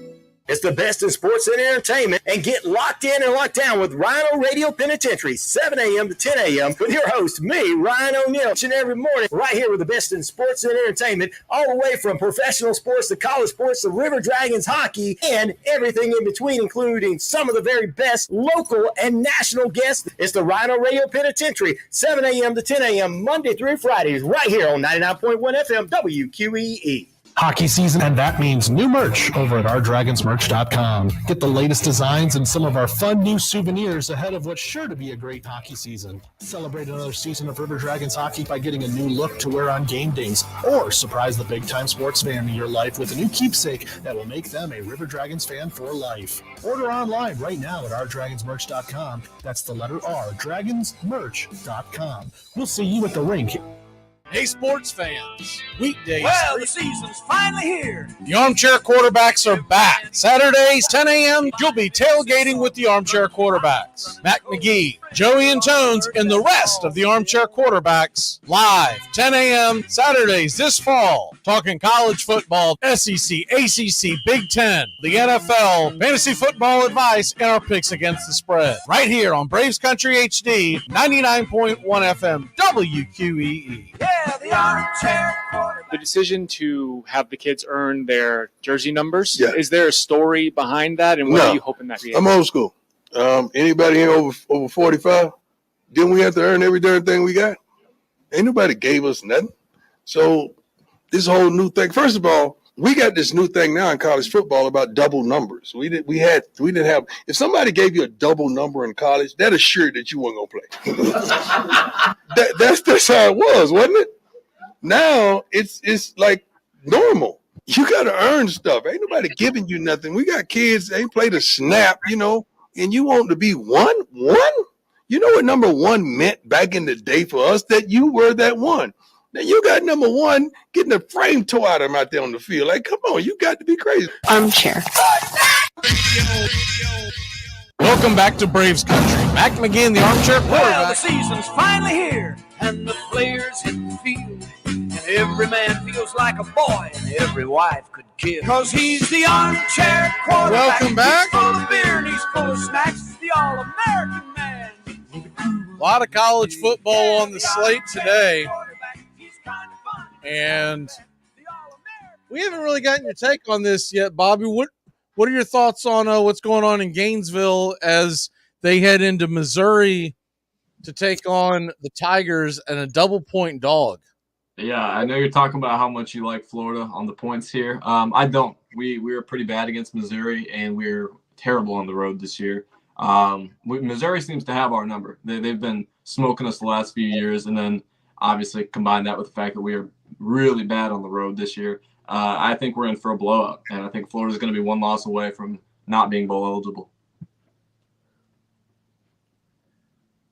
So what's your score on that then? I'm going to go 34-17 Missouri. I just think Florida's going to be able to score on them. Now, I don't know how much they're going to be able to keep them from scoring. That's my biggest question. Yeah, we're kind of stiff on defense. I think they're going to put up plenty of points. And, Missouri was able to shut down Tennessee, which I know isn't a hard thing to do considering Milton's a quarterback. But still, I don't think Florida's going to have anywhere near enough firepower on offense to keep up with them. I've never seen an offense do an about face the way Tennessee's offense has done. I get it that they have a different quarterback this year. But my God, that team was scoring up and down on roller skates last year. Yeah. And this year, it looks like, they might as well be running the wing T, right? I'm not going to put what Missouri did to Tennessee last year as much as to Florida has looked good from time to time with their offense. If they can score with Missouri, they'll make it interesting. Look, I was taking that obviously wasn't my lock. That was my stupid underdog pick. There's a reason why, we call them stupid underdogs. But if Florida can win the turnover battle, and when they score, I do believe that they need to eat big chunks off the clock, right? Yeah. So in other words, like 8 to 10 play drives. If they're getting into an actual race with Brady Cook, that could be a problem. But if they're churning up, basically they're going to have to win the turnover battle, and they're going to have to keep Missouri's offense on the field by just eating the clock up. I've got Florida hanging in there. They probably don't win it, but I think it's going to be a high-scoring game. I think it's going to be, we're looking at 34-30. For Missouri? A neighborhood. if Florida loses this game, do you think they just mail it in next week?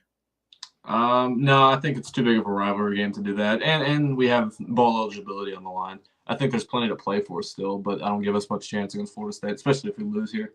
It'll be a little bit of a morale killer.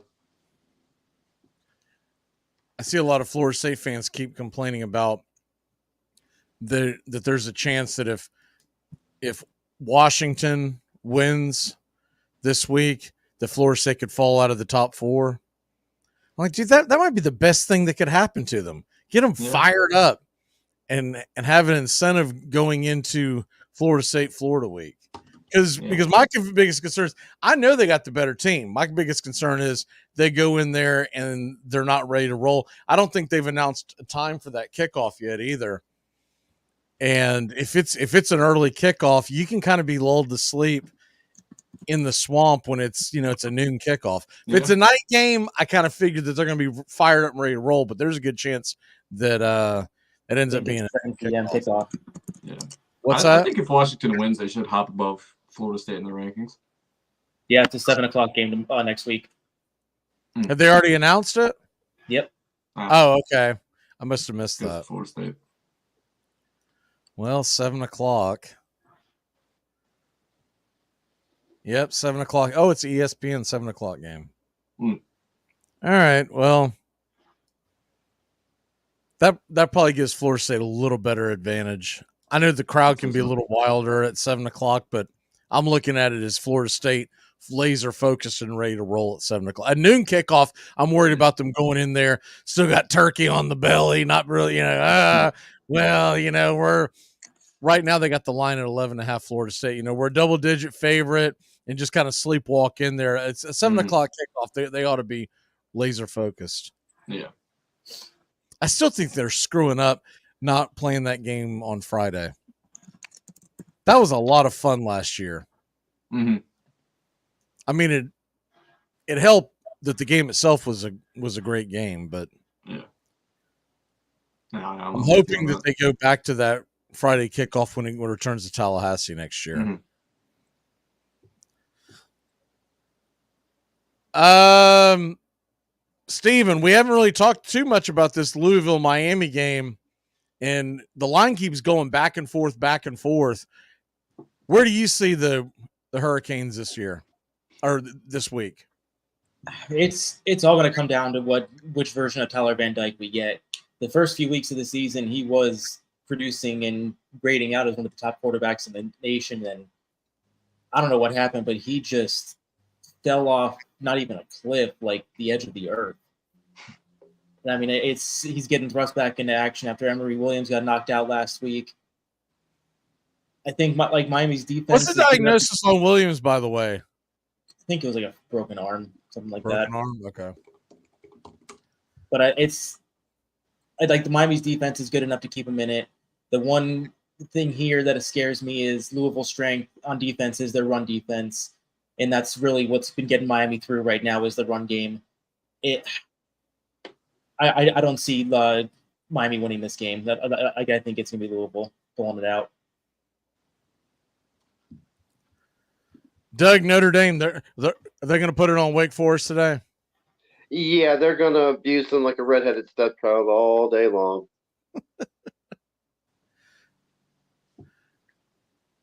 Notre Dame's they're 7-3, number 19 in the country. I haven't seen a bowl projection on them. By the way, I haven't really talked about this, but let's go around the horn a little bit. The head coaching job at Texas A&M. What are y'all hearing? Who do you think would be a good fit for the Texas A&M job? What's a realistic? I mean, don't tell me Bill Belichick or something. What's a realistic landing spot? Because I got a couple of guys in mind. Start with Bobby. What say you?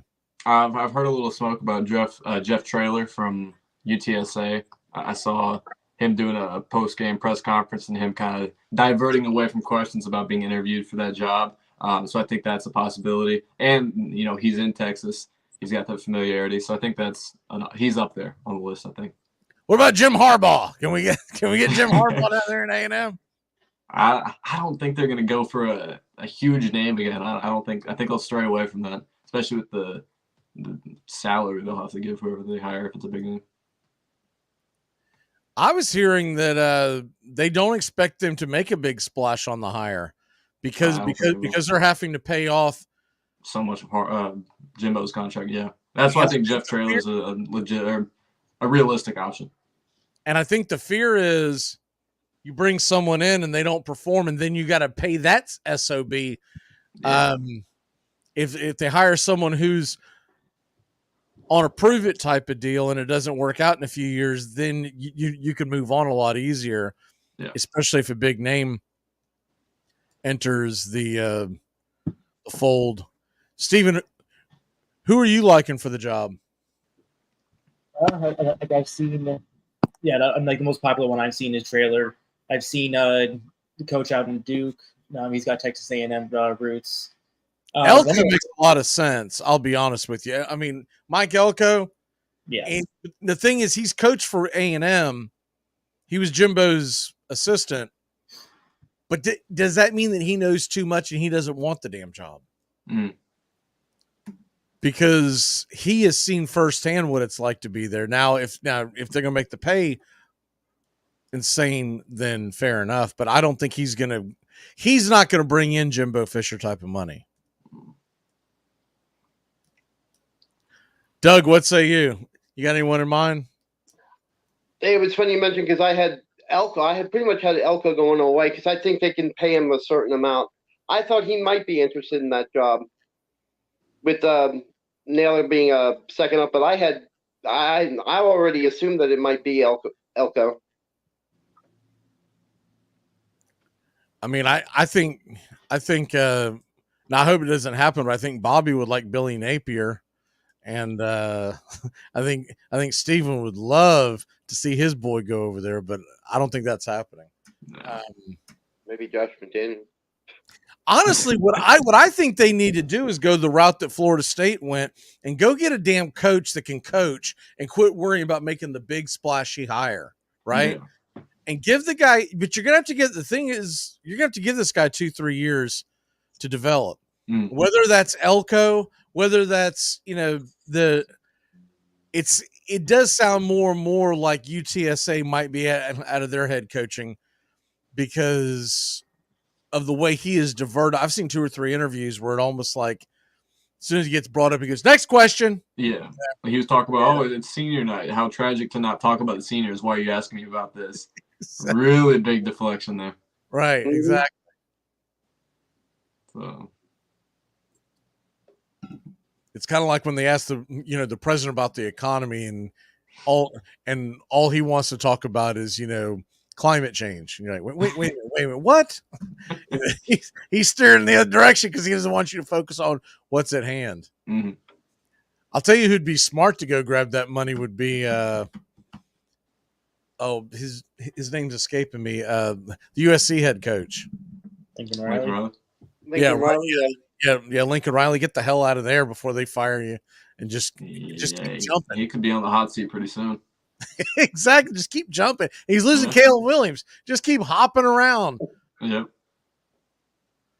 Anyone believe Chip Kelly would be a target? No.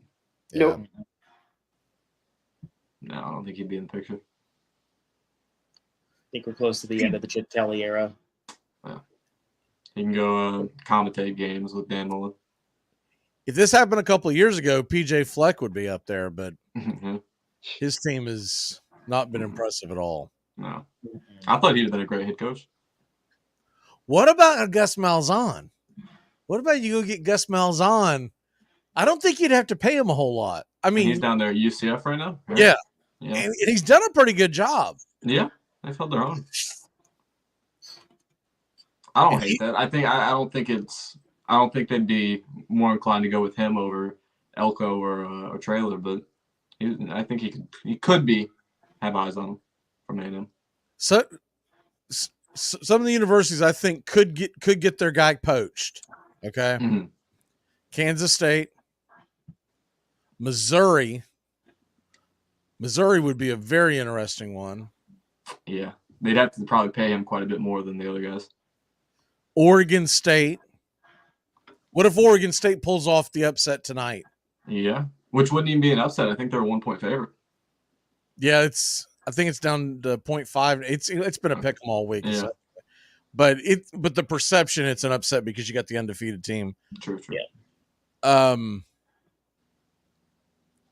If this was last year, Beamer at South Carolina would have been riding that wave towards it, but he's had a rough season. Yeah. I'm not sure anybody wants him now. All right, we'll move on and get to some of the lines. What are some of your favorite lines this week, Steven? Because I know you probably got like 9 parlays kicking this morning, right? What, in college or the NFL? College. Man, one that keeps sticking out to me is Rutgers at 19.5 against Penn State.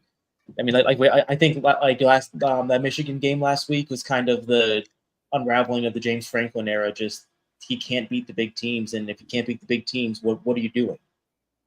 And it's I don't know, like the players coming in kind of deflated off that. Rutgers, I don't know, like I can see them covering and maybe even pulling off the upset. Now that would really shake things up in out there in Penn State. That over under Louisville Miami seems extremely low to me. 46.5. Miami can't score. Yeah, but Tyler Van Dyke's good for at least a pick 6, isn't he? Yeah, I mean, I don't think TVD was that bad. And Louisville's defense is not dominant. He just literally forgot how to read a defense the past few weeks. Like it was that bad. I think they actually might have been better off last week having him start because from what I saw of Williams, yeah, he had the one long touchdown, but that was a blown coverage by the safety who I don't know what the hell he was doing. Everyone else is out there playing football. He was playing hopscotch, and he just absolutely – I mean, that it was a miracle play outside of that one touchdown. Like, that Miami offense didn't do anything after the opening drive. I think still the more composed than TBD. I'm just saying, Louisville better be ready. Louisville better be laser focused. That is going to be that's not going to be a friendly environment down there. You know what could even be worse to them? Remember last year when no one showed up for the MTSU game? Mm-hmm. Well, what if the Miami fan base says, I'm not going there damn noon kickoff ruining my Saturday. They're 6-4, 2-4 in the 8. What if there's no one in the damn stadium? That's even more dangerous for an upset, right? I was kind of thinking about that with that Louisville Miami game. I was like, well, Miami does have the home field advantage, but they really don't. They don't have much home field advantage. Location wise, sure, but they don't have fans coming out to the games. Yeah, it's not. And once again, and I don't know how many Louisville fans are going to fly down for the game, right? I'm sure they're excited because if they win, they would punch their ticket to the ACC championship game. But that would have to be your diehard alums that are going to the game. Yeah. And I mean, have you ever even heard of Louisville Nation or anything? I mean, is there that big of a fan base out there for the football team? I'd say 90% of their alumni have been looking at the basketball schedule. Don't give a crap about what's going on the football field. But I don't know. The 46.5 to me seems low. It seems low. That's fair. Penn State, Rutgers, by the way. So the number 19.5 is right. Penn State's favored by 19.5. The over in that game is only 40. And Rutgers isn't bad. They're not a bad team. I don't think Rutgers can win the game. No. Because it's in Happy Valley, but I do understand possibly being able to cover that spread. Yeah. Well, and I don't think they'll have to score a whole lot. I think Penn State will hold up their end of the deal. I don't think Rutgers will have to score a lot themselves to get to that 40.5. I know who you don't want to be this morning. You don't want to be Louisiana Monroe. They're going to Ole Miss after Ole Miss just got throttled. They are a 37-point dog. Yeah.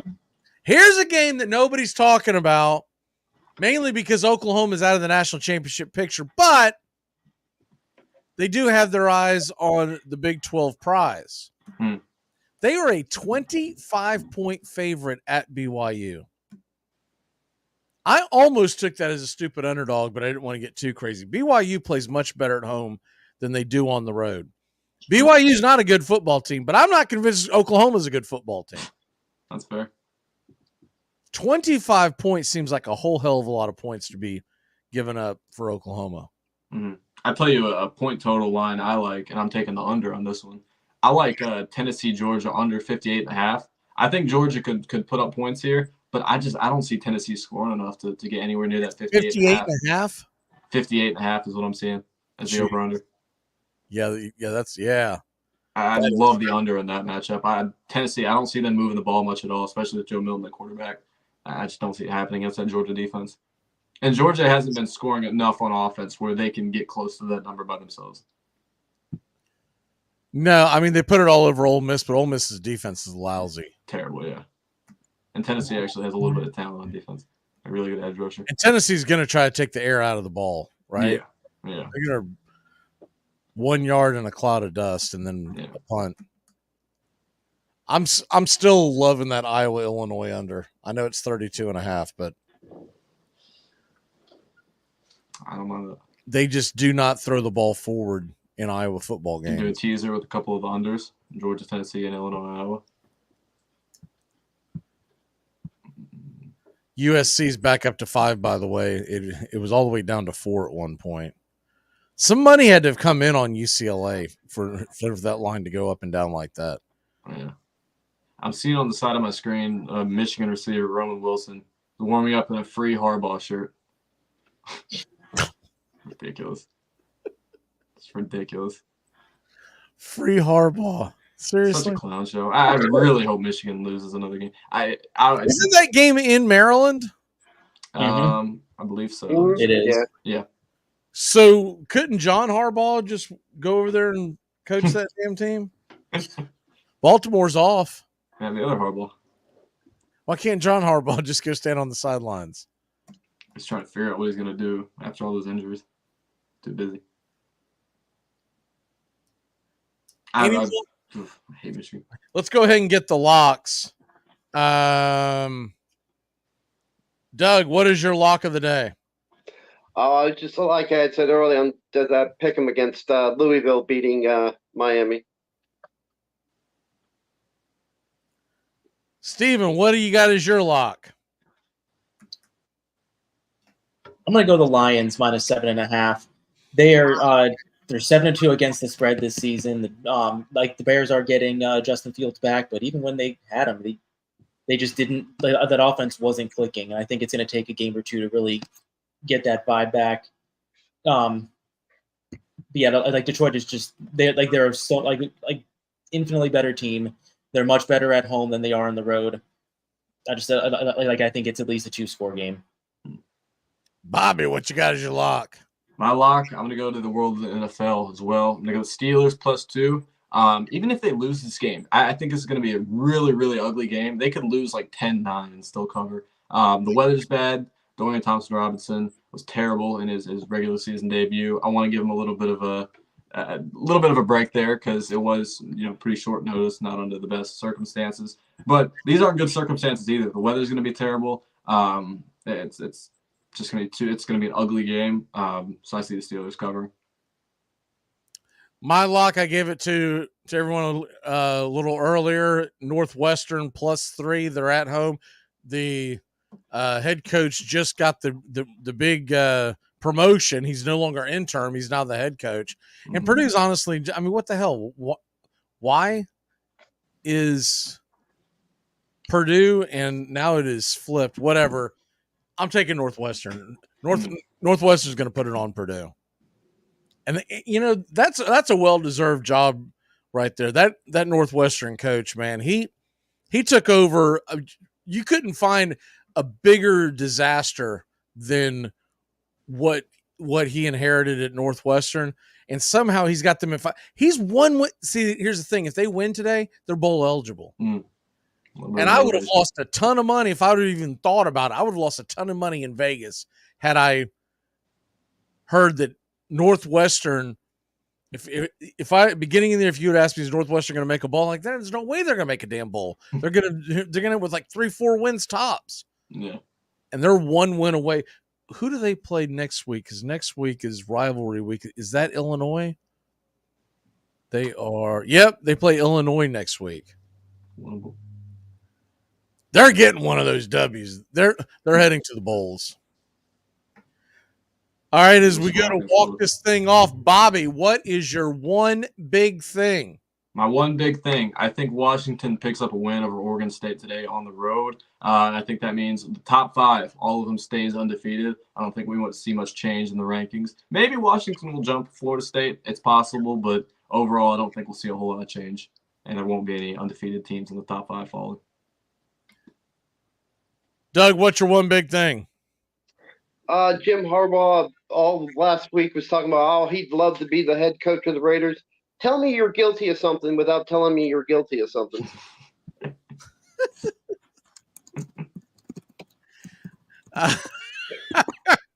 Steven, what is your one big thing? And I'm doubling down on it. It's going to be there's going to be chaos in Happy Valley. I think Rutgers is going to pull off the upset, and we're going to there's going to be some change in there. James Franklin is not going to be long for the job. Right. Are you going to put some bones on that today? Money line? I already got $10 on it. On the money line? Mm-hmm. Wow. Fair enough. My one big thing. So here's the strangest thing about this year. We have not had upset Saturday. That's true. You can't really call next weekend an upset Saturday because those are all rivalry games. I'm talking about one of those games, like normally it's like a week 6. You get like 3 or 4 like teams just fall out of it. Yep. That's my one big thing today. We're going to have upset Saturday. I think at least 2 teams are going to go down just out of nowhere. I like I think it was Bobby that said Washington falls. No, I said Washington wins. Oh, you're saying Washington wins. I think Washington falls. Okay. But for it to be an upset Saturday, you got to at least have one more, right? You got to have at least one more. Does Michigan spit the bit? By the way, Ohio State, the week before they play Michigan, I was looking it up the other day. They are something incredible, like 3-14 against the spread. I doubt they lose to Minnesota this week, but upset Saturday. We haven't had one of those. Texas. Does Texas lose and get out of Alabama's way? Does Washington lose? Does Louisville lose to Miami?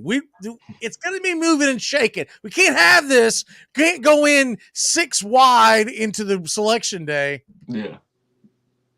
Wouldn't that be fitting though? We're finally going to get the expanded playoffs next year, and this is the year where somebody gets screwed out of the deal. Oh, can you imagine? Alabama beats Georgia. Ohio State goes undefeated. Florida State goes undefeated. Washington goes undefeated. Texas wins out. And you can't put Georgia in, I don't think.